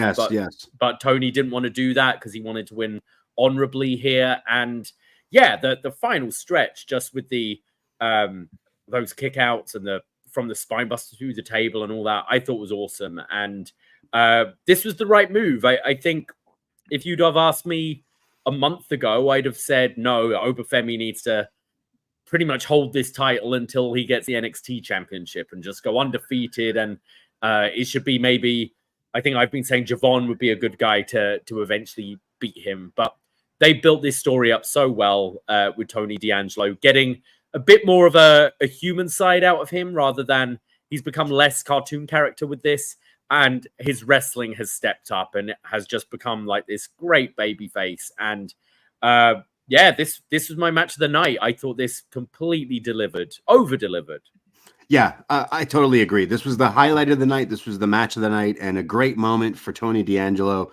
He's someone, like you said, it's like his mafioso, cartoony NXT character. He's done it for so long that he's kind of mastered it and honed it and then turned it into more realistic character, even though he's got his like family and his Stacks and all that, who's wearing a great shirt, by the way.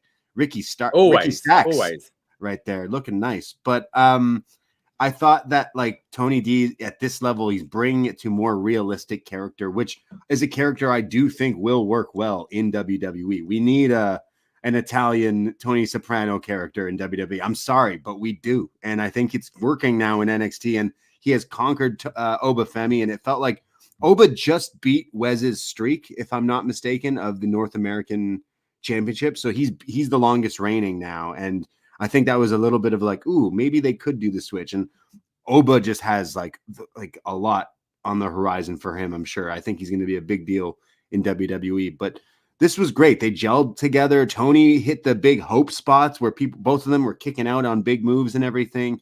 This was really fun, and I'm really happy for Tony D. And I hope we get a good run out of this with him, hopefully open challenges and this and that. But the Italians are excited tonight, I'm sure. Red wine flowing.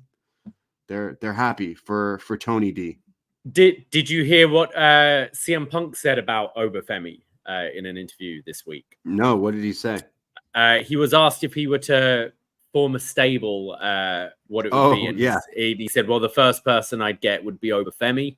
And then there might be some people that aren't signed yet or haven't arrived yet or something like that. Right. So, but yeah, a heel Punk with Oba Femi and as his heater could be cool down the line. So Ricky Starks, CM Punk, and Oba Femi. Ricky Starks, Darby Allin. Who else is he friends with that aren't in WWE? But yeah, Oba Femi. What do we do with him? Like, does he go for the NXT World Title? Does he stay in NXT any longer? Do you think this is a sign that he might be leaving? Like he's having good matches now that maybe they think he's ready for a main roster, because I mean, anyone who just gets a look at this guy would be like, oh, okay. I mean, I'd absolutely think about putting him in the Rumble, even if it's not an official call up, but just give him that monster spot in the Rumble. Yeah, eliminate people. Sure. Yeah, get known from doing that. I think that would really help. But yeah, this was great. I think Oba's best match to date, and you're right, Tony's best match to date as well. everything kind of added up. They did a good job of the storytelling as well in the last few weeks. So always love a good Rocky reference. But yeah, I thought this was good. Good stuff from NXT here. And let us know. What do you think is next for Oba? Is he ready for the main roster? Do you think he could be one of the NXT champs? And you said like Deadline has that match with the 5 people. Like he's someone who could, potentially win that and then face. Sadly, if it's Trick, I'm not sure, but down the line that could be a good match as well. I mean, there's obviously still he's new. There's obviously still more he can get out of developmental, but I do see him as a bit of a Jade, where he just has such a charisma and a star power about him that you might want to just get him on the main roster as soon as possible. And he's definitely delivering now. I mean, this was he's not just doing squash matches, like this had a fairly significant amount of time for it as well. And back and forth. It wasn't just him dominating the whole thing. So I think he's proving that he could be ready. Yeah.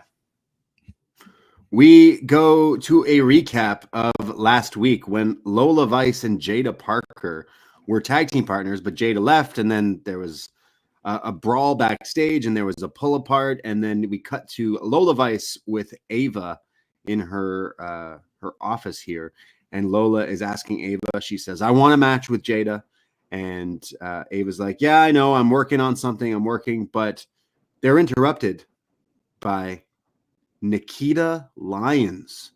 Yeah, remember her? She's back. She is here and says that Lola needs to chill out and go touch grass. And Ava says, as Lola starts to get a little feisty with her, and Ava says, "Nikita, now that you're back and healed up, I was thinking about who your first opponent should be, but now I think I found that answer. So it seems like next week will be Nikita versus Lola, one-on-one. Returning Nikita Lyons, the lioness of NXT. What are your thoughts on that? Look, I'm not a big fan of Nikita Lyons. I don't really think she's shown enough in ring. I haven't really liked her character work either. It's been unfortunate with the injuries. It's kind of been similar to the Cora Jade thing, where she had an injury, came back, and then got injured pretty much straight away. So again, I'll give a bit of a clean slate, but it wasn't a particularly exciting return for me. You got to feel for her. She got injured, and then, like you said, got injured again. And I did see reports and some photos from her in-ring, I guess, return at some of the house shows, and people were making note and mentioning of her wearing double knee braces already at a very young age in NXT. Is like, ooh, that's, you see people with knee braces, but already having both is like, ooh, okay, that's definitely got to suck. But I feel like she was in NXT when it was the 2.0. And since her being out, which feels like over a year, maybe even longer than that, we've moved away from like that kind of stuff. Whereas like, we still have our NILs and our people coming in from WoW and all these other places. But I feel like this division has definitely moved on from like the stars of it, like your Roxanne's, and like now, bringing in some imports and stuff. So I'm wondering if she can keep up with like where we are right now with the women's division, because in the past she didn't necessarily show too much promise with the in-ring. But again, clean slate. I think now's a good time to maybe refresh and hopefully impress as well. But I'm not too sure, because her character seemed a bit heel as well here. Like, hey, go touch grass to Lola of all people. Like, come on. Yeah, like Lola's been established as a baby face at this point. So yeah, I think heel is definitely the right direction to go with her, rather than a baby face. So yeah, we'll see. Yeah. We get a commercial here. WWE Hurricane Helene. Is it Helene? Helen? Hurricane Helen? Yeah. I hate that we name these terrible like things after like, like your neighbor Helen. It's like, man, like sucks if you got your name is the same as a really awful hurricane, because there's a lot of them lately. Maybe it's these weather machines that's going on here. Did you see about any of these weather machines? No. Did you see this post from NXT superstar Danny Palmer? Oh, right. Yes. I want to say I'm assuming her heart is in the right place, as is WWE. They're giving a commercial here for hurricane and relief funds and all these things, which is which is awesome that they do promote this. And I saw a lot of wrestlers, including FTR and Edge, was speaking about TK and like all these different things that a lot of people are doing, and I think it's pretty awesome. But then I saw this post from NXT superstar Danny Palmer, who has since deleted this post, but she wrote, "Praying for Florida. Stay alert and do your own research. But to me, something is fishy.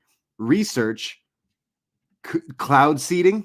Research weather wars. Keep note of the states being affected, in brackets, solid red states. 36 days until election day. USPS has suspended service to many zip codes due to the storm." And then she references some zip codes. What are they teaching down there in the Performance Center? I mean, bless her. She's trying to, spread love and everything for people who are being affected. And NXT is based in Florida, and Florida is being affected right now. And I definitely feel for the people of Florida. But someone spreading just ridiculous information and then also having the audacity to say, do your own research. And when she says do your own research, she means watch a lot of what seems to be QAnon, flat earther, YouTube type people. Again, bless her, but what the hell is she talking about with the weather machines and the... Yeah, I mean, I just think in general, when you're okay, it's Danny Palmer. She's hardly on. She's injured right now, isn't she? Yeah. But I think whenever you're in like, especially a public eye, even if this is what you think, just have a think. Like a lot of people have been like severely affected by this thing. Keep your thoughts to yourself. Sometimes it's not a good look, and I'm sure WWE probably had the word with her, being like, "Come on, like." I mean, even if that's what you think, like maybe tweeting it up isn't a great idea. Yeah, I find it strange. Like, look, NXT, they're not beating these like QAnon allegations and stuff. It seems like a lot of those people, wrestlers, who was it? Big Damo, who said, spoiler alert, that maybe wrestlers aren't the, smartest people. And I'm not trying to knock this person, but this person is posting who has some sort of a platform. I mean, I think you're being too kind. I think if this was... I'm being very kind. Right? I think if this was someone else, you'd be like this fucking dumb fuck idiot, right? Yeah, exactly. I'm trying to be very nice here. And I'm like, she's young, she's whatever. And I'm Canadian. I'm not trying to make this political. She tried to make it political by basically claiming that Joe Biden's throwing hurricanes at you because you're not voting for him. Yeah. Ridiculous. Yeah. Megan saying that apparently Danny was on Level Up a week ago, so she's okay. She should level up and do the research. Okay, do the research. Something is fishy. I thought that was odd. And again, I'm not trying to knock her here, but someone should. Not her. It's a fucking stupid thing to say, Braden. Yeah, fair enough. If this was Baron Corbin saying this, you'd be fucking going off. If it was Nia Jax saying this, no, but it's a fucking stupid. What I'm trying to say is, I'm under the assumption that most wrestlers have these thoughts and views. That's what I'm trying to say. So I wouldn't be shocked if any of these other wrestlers, because they do have similar views, and every time they do share those views, they usually get people going off about them for posting their views, and then they learn their lesson and they don't do it again. So I'm sure that she won't be posting about the fishy and suspicious weather before election day in a month, from what I'm saying. So yeah, I'm trying to be nice because she's an NXT newcomer and stuff, but it is fucking stupid. So watch out for those weather machines, people. How do we get one? She thinks Kamala Harris is I'm a wrestling fan. I still mess that up. Is like Storm from the X-Men or something? Like, oh, you're not voting for me. Yeah. Fucking hit you with a hurricane. Wow. Ridiculous. But so funny. Anyways. So support your hurricane relief if you are. I do feel for some people. I have some friends down there who was showing me some pics and videos. It was pretty bad, but they don't believe in weather machines.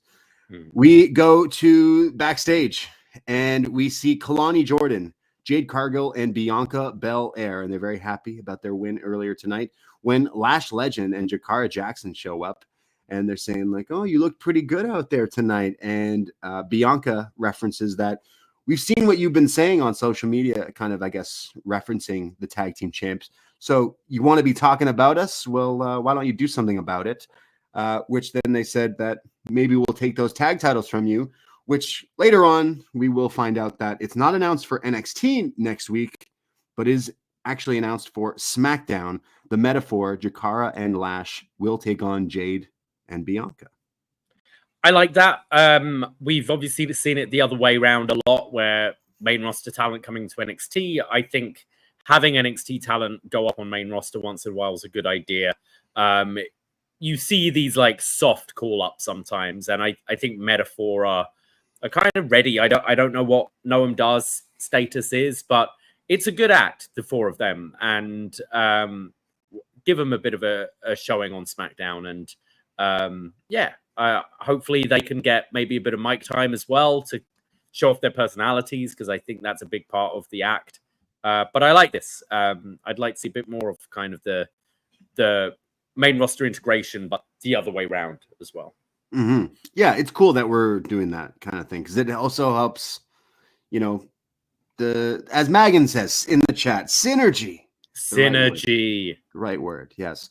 We go to our next match. It is the Megan, I hope you're not driving right now as well. Remember. Yes, he watches wrestling while driving. Yeah.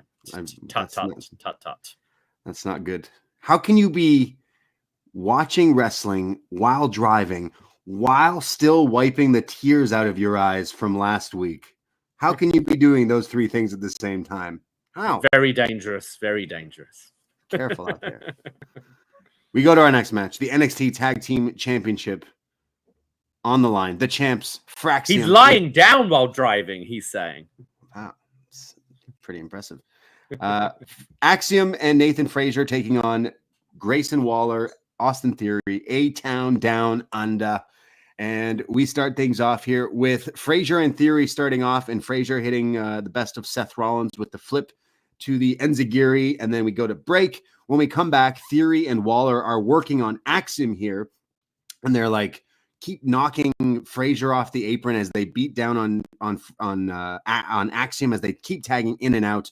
But eventually, Frazer makes the tag. He's on fire. He's showing us just how fast he is. In fact, it's always the problem with being the fastest wrestler is that sometimes the people can't keep up with you because you're moving so damn fast. Is what happens here. He tries to go for the AJ Styles moonsault into the reverse DDT, but then at the same time, simultaneously DDTing Waller here. He managed to save the spot, but that could be pretty tricky because, again, he's just flying all over the place.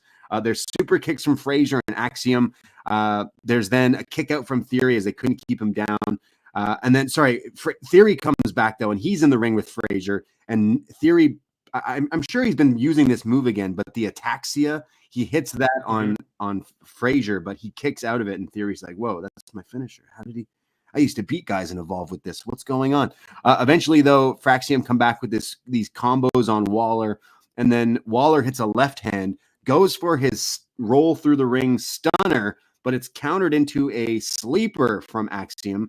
And then Frazer gets a guillotine on Theory, but eventually Theory counters that and throws Frazer onto AXIOM to break up that move, leaving Waller and AXIOM alone in the ring. AXIOM counters Waller and hits him with a Canadian Destroyer. And then eventually they hit the Spanish Fly and the Phoenix Splash for the 1, 2, 3 and send A-Town down back to the down under, I guess. There was a bit of not collusion, back and forth where they couldn't get each other. Like they were almost hitting each other with Waller and Theory because the story going into it, like are we actually friends kind of thing. I mean, you've had that with Waller and Theory for months now at this point where are they when are they going to split? They seem to be kind of, keep on fucking up. And Fraxium saying as well, every team we've faced seem to split up after. So they should play with that, and they should split these guys up now on SmackDown or something. But I thought this was pretty fun.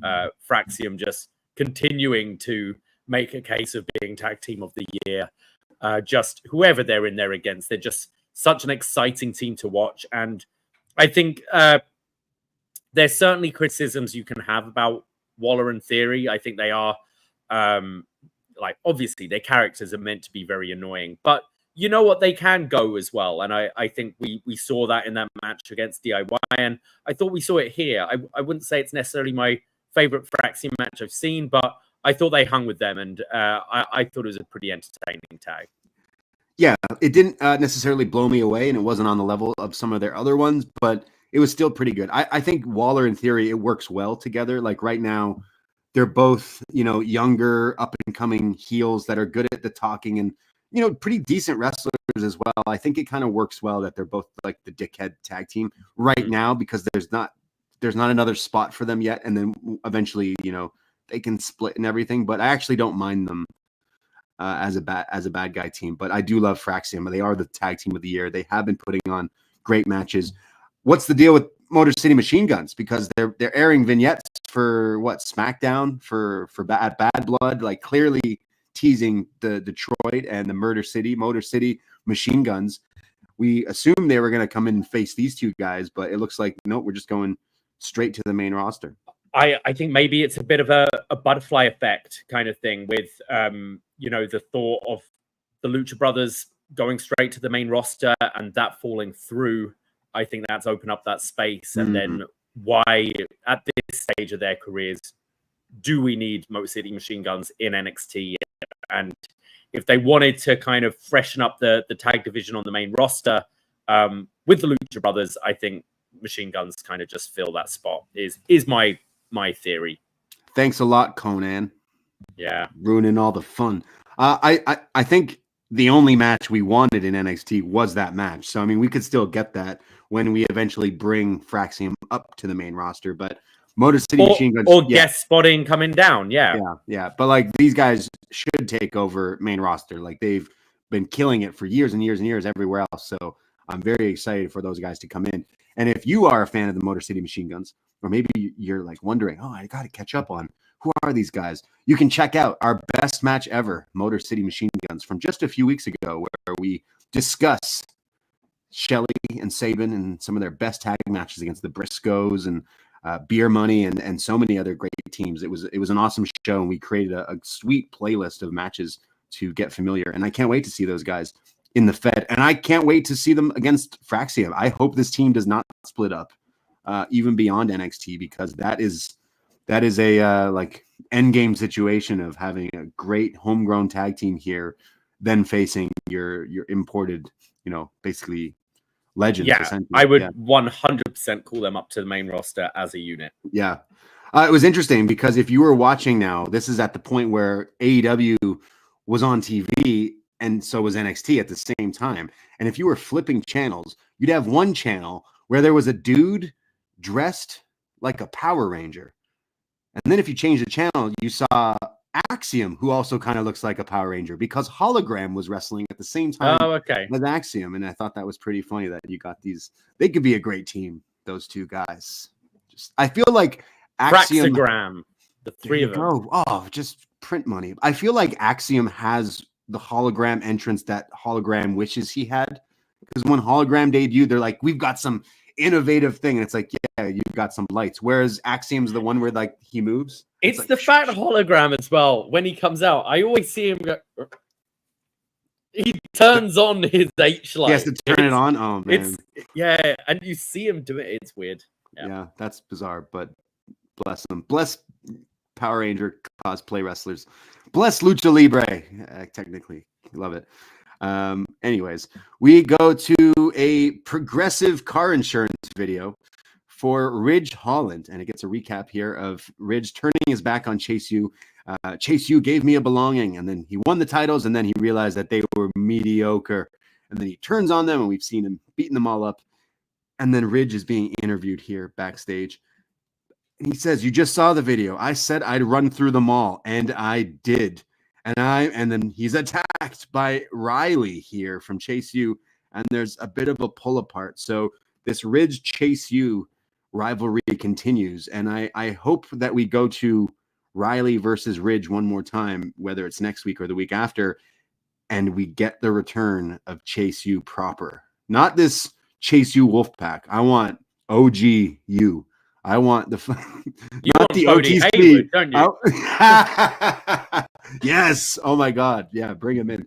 I want OGU, and I want Duke showing up. I want Andre showing up. I think Halloween Havoc. You do Ridge versus Andre. Yeah. I could see this Riley match being no DQ or something like that, maybe. Or maybe we build to that where you can bring everyone come back, and we've had bloodline rules. What about Chase U rules and get all the run-ins? And stuff. You could do like. Yeah. I mean, I watch Women of Wrestling, WoW, and a few months ago they did like there's who is it? Samantha Smart and the educator or the Taskmaster, and their gimmick is their bookworm college professors and teacher or whatever, and they had like a schoolroom brawl or something. So they had like chalkboards and rulers and like all these chalk, and like it was really weird. But I could see you could have the match in the Chase U classroom, and it would be just like that, where it's like they're using the chalkboards and all these things. But yeah, I do want my big return pop. We've been joking about it, but like Andre Chase coming through the classroom, returning like Stone Cold is exactly how I envision it, and I can't wait. He goes to the cat.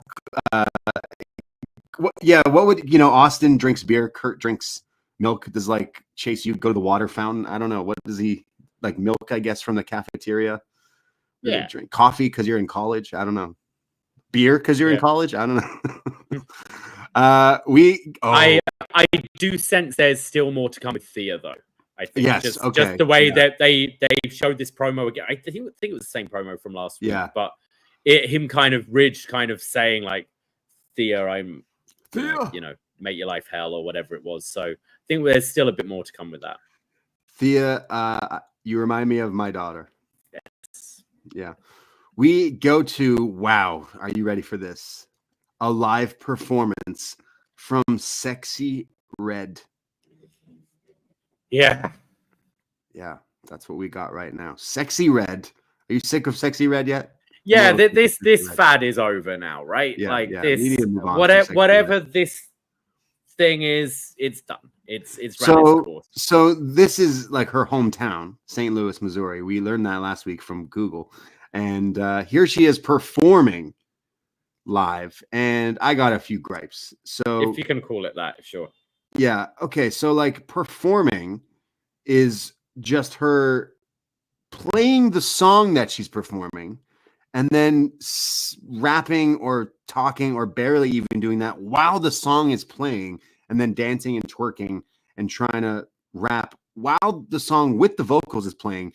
But because she's in the ring and in a crowd, she's not on beat. She's off beat with the vocals of the track. And like, as someone who's like hip hop and trap music and all this stuff, like, this is awful. This is terrible. But I guess it was supposed to be because Ethan Page, with the biggest babyface turn maybe of all year, interrupts this and stops the performance. And I just... Bravo, Ethan Page. Wow. Thank God. I'm thinking exactly the same. I thought he turned babyface at this point. I feel even I need to go. Oh God, I'm saying I need to go. Yeah, rewatch. But no, I feel like Vic even at one point was like, ugh, like on commentary. He said something. It cut to Booker T. He's got his braids to the side and he's bobbing. I'm like, Booker, no, what are you doing? I know they're paying you, but yeah, geez. It was horrible. Like, I don't know how this girl got famous. Bless her, as you would say, but this was shit and just not needed at all. Like, Sexy Red, we had some fun with her a few months ago, but no, we don't need her anymore in NXT. Please just find talented people who need a break, maybe. I just found it so odd. Like, it was basically like hyping her up, and then she's performing this, if you can call it that, and she's like offbeat and the vocals are playing and everything, and then he interrupts Booker with his beads just dancing. Oh man, this was a sight to see. This was an NXT heritage moment is what this was. Wow. So Ethan Page interrupts. He was on Raw briefly with I almost called her Cardi B here, with Sexy Red, and basically she interrupted him, so then now he's interrupting her basically. And I did think Sexy Red was funny here because she's like, you're saying a whole lot of nothing right now, when Ethan Page is like running his mouth like, oh, I find it interesting that Trick is champ, and I got screwed by CM Punk, and Wes now wants to take a shot at the title, and Ava, the GM, is ruining my life. And then Red's like, yeah, you're saying a whole lot of nothing. And then he references Javon Evans gets the match against Randy, and this is when Javon makes his entrance and comes out, and then kind of shoves Ethan Page and kind of is like, get the hell out of here. So Ethan Page does retreat. He tries to attack Javon, but he ducks and sends Ethan flying. So Ethan Page does retreat here, but I'd still say he's the biggest baby face of the year for this. This was weird. But I think this is the end of Sexy Red in WWE. This was too much Sexy Red now. Yeah, I agree. We're sexy enough. All right. Yeah. We're good, I think. Yeah.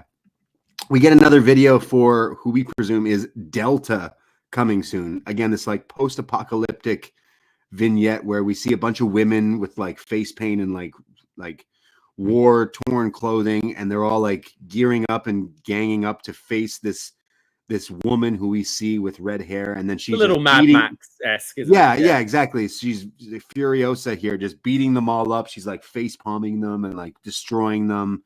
And we see then she continues to walk, and then we see a big building with NXT on the top of it. So coming soon, Delta to NXT, which we presume is at Halloween Havoc is her debut because of the timing on the date. Yeah, so cool stuff.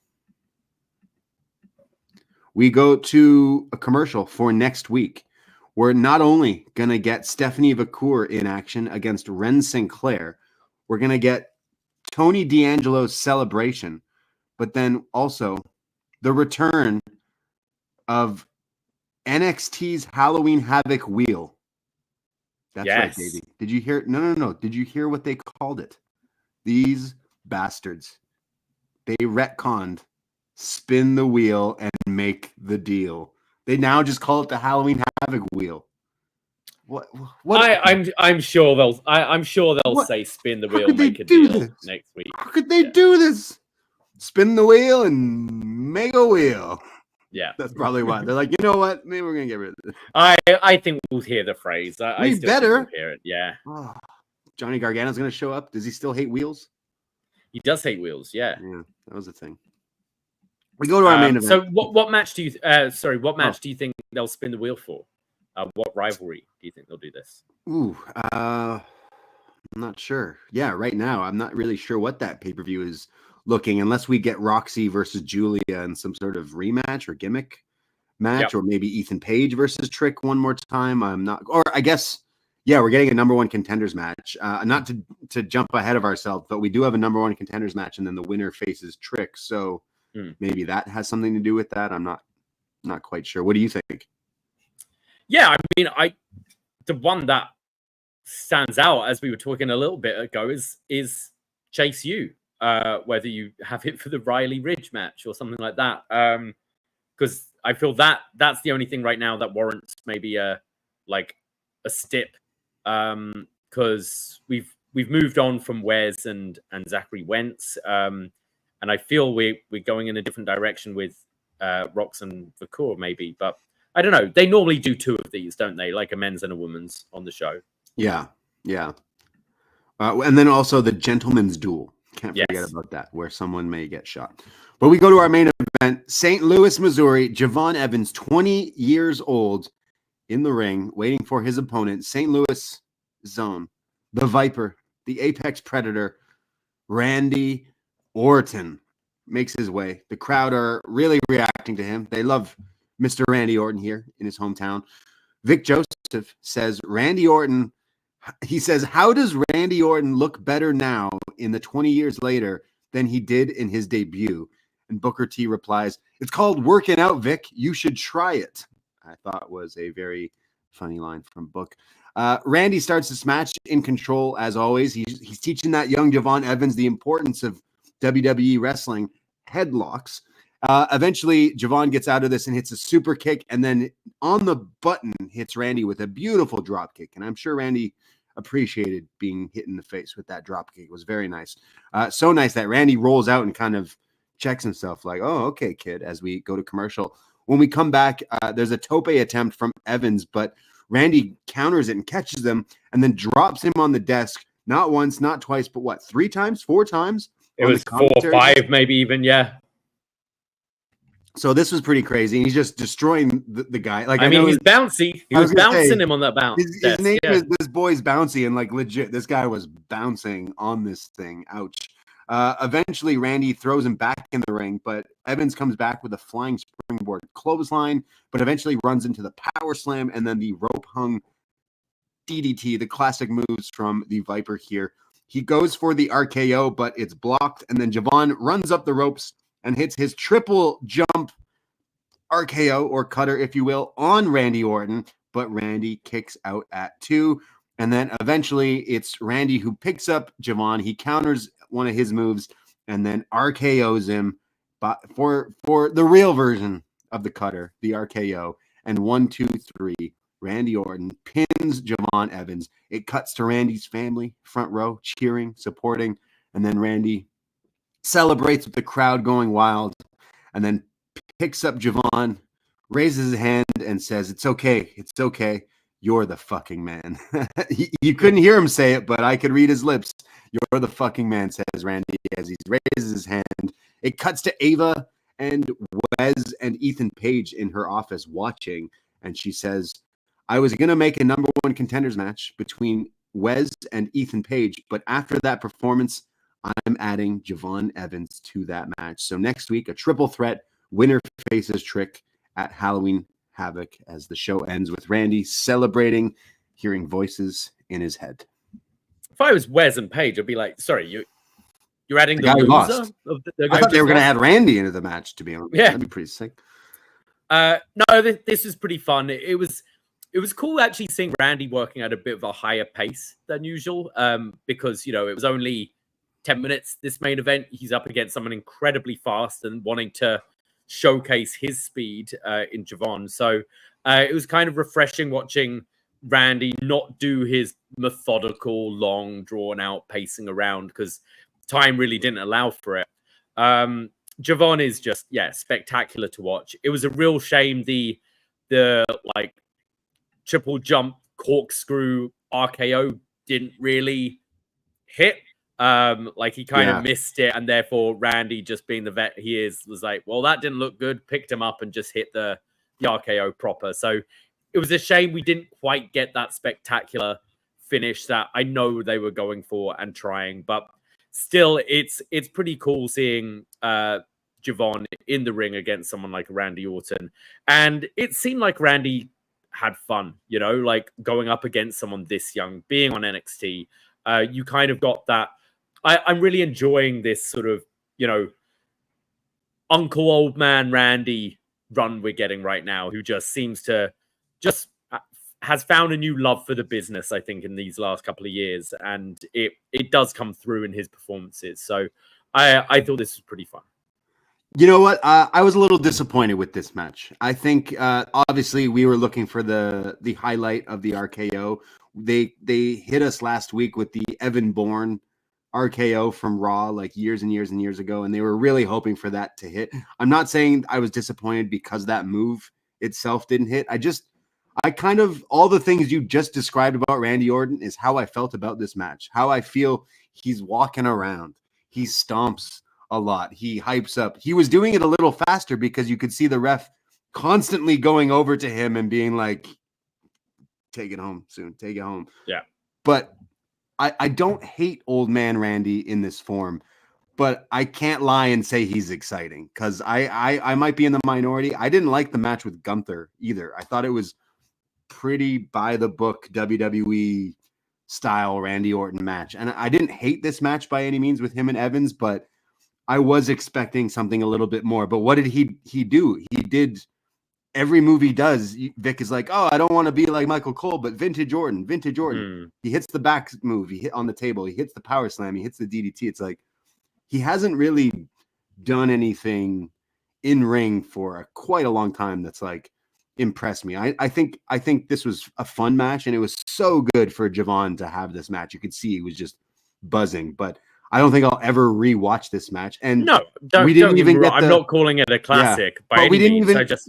We didn't even get the highlight with the mess up there, and like I don't want to knock them for that, but like it's like it was like I was expecting a little bit more from this, and I still just got the playing it safe Randy Orton, which I think is just what we're gonna get from him like going forward, and unless he's involved with this Kevin Owens Cody Rhodes storyline, which at this point I don't necessarily see him. I think he would work better as this baby face, but.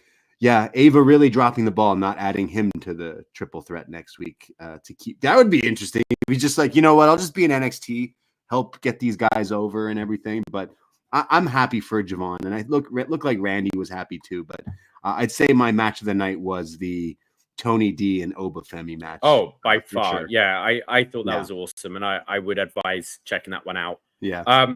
Overall, though, I thought this was such a better show than last week. I was pretty disappointed with that CW debut last week. And I came out of this, we didn't really get any, we've been thinking, well, a Machine Gun's going to show up. And obviously they seem to be main roster bound. Are we getting a Ricky Starks or a Danny Garcia or whoever? No, we haven't. We haven't had any like new people. Obviously, Stephanie Vacour showed up, but she's been like promised. I wouldn't even say teased because we knew she was coming in. We had returns such as Cora Jade last week and Nikita Lyons today, but I didn't come out at the end of this show this week being like, oh man, I was expecting a surprise and we didn't get anything, because I thought it was a way better paced show than last week. I thought the matches delivered. I thought as I said, I think when you've got the main roster talent on these shows, when you know you might be getting more eyes, you really want your week in, week out talent to shine through and show, hey, you've come to watch Randy Orton this week, but you should be sticking around to watch Kelani Jordan and Oba Femi and Tony D'Angelo and all these other people. And I thought this week's show achieved that way, way, way better than last week's did. And especially that North American title match where I came out of the show going like, man, if I get one good match to show, I'm happy. I want more, but if I have one that I'm like buzzing about, I'm pretty happy by the end of it. And I think it delivered that this week, which it didn't last week. I totally agree. Like last week, they had all the the debut and everything, and I just didn't think it actually hit. They did the same thing where they started a match and then go to break, and then they came back. Like this week had two different tag matches where it's like two different people were in the ring and they had the offense, and then it comes back and like completely different people. It's like you did miss a chunk of it, but then they kick things into gear. But I thought this week had way better pacing, way better action. I thought the Tony D Oba was better than anything on last week's show as well. So, I think this was a way better step in the right direction of where we know NXT can go with some of the talent that they have right now and some of the things that they're working on. And I guess Halloween Havoc is the next big thing to look forward to with the PLE, and next week with the triple threat. Who do you think takes that? Do we go to Ethan Page trick again, or do we do a four-way like we did again? Does Javon get the win? Does Wes get it? It's kind of all not the most exciting, because why did we turn Wes when Wes as the babyface is like the story going? I don't know. Am I wrong? I don't know. Yeah, it almost feels like too soon in Trick's run for Wes to go, because I don't want to see like Wes losing right away in this heel role. Yeah. But I do think he seems the freshest opponent. I don't want to see an Ethan Page Trick Williams match again. No. I think they've been really subpar.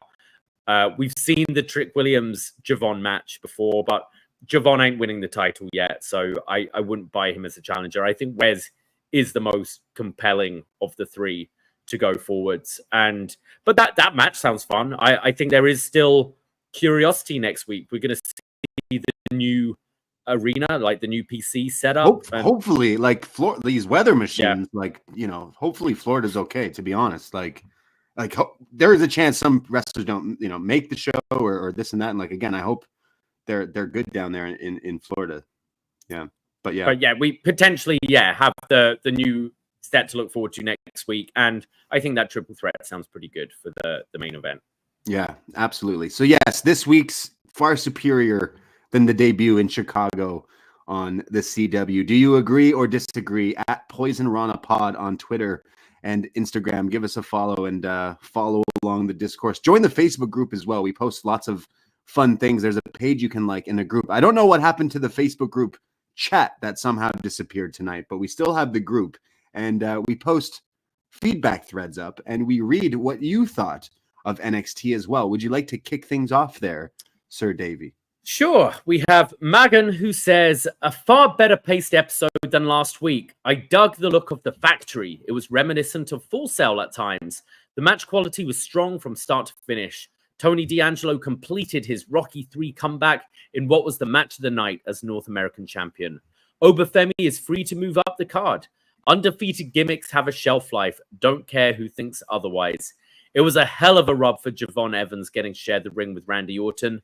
The RKO counter was too ambitious for its own good. Stephanie Vacour made quite a stunning debut as Julia's ace in the hole. Those two are going to run this place soon enough. What's the over-under on when Roxy and Cora split up again? It's a good look for Lash and Jakara to show up on SmackDown this Friday. I hope the crew can make it back to Florida safely, lest Hurricane Milton fucks it all up. So there's another one, a different name. See, imagine getting fucked up by Milton. It's the worst fucking name getting hit by. Oh, man. Thank you, Megan, for writing in. And yes, all the power to Florida. Stay strong and safe down there. And then we go to Fire Frank, who writes in, NXT Italy lives as the Don takes down the ruler to finally hold singles gold. May he celebrate with a nice plate of spaghetti and meatballs tonight in St. Louis. Great match to boot. What a reign by Oba. Now it's time for something bigger for him. Nice showing for Evans. Wish the RKO spot worked, but nice moment after the match with him trying to apologize to Randy and Randy being like, no, man, it's all good. It's on me too. You're great. Yeah, that was pretty sad. Javon was like, oh, I fucked up. I'm so sorry. He's like, no, you're the fucking man. The old Randy Orton would be like, stupid. You're stupid. But alas, he's a family man now. Man now. Thank you, Frank. I know you're very proud of Tony D winning the gold for Italy tonight there as well. But yes, there you go. The crowd has spoken. They're happy about Tony D, and we love Randy Orton. Mm-hmm. Yeah.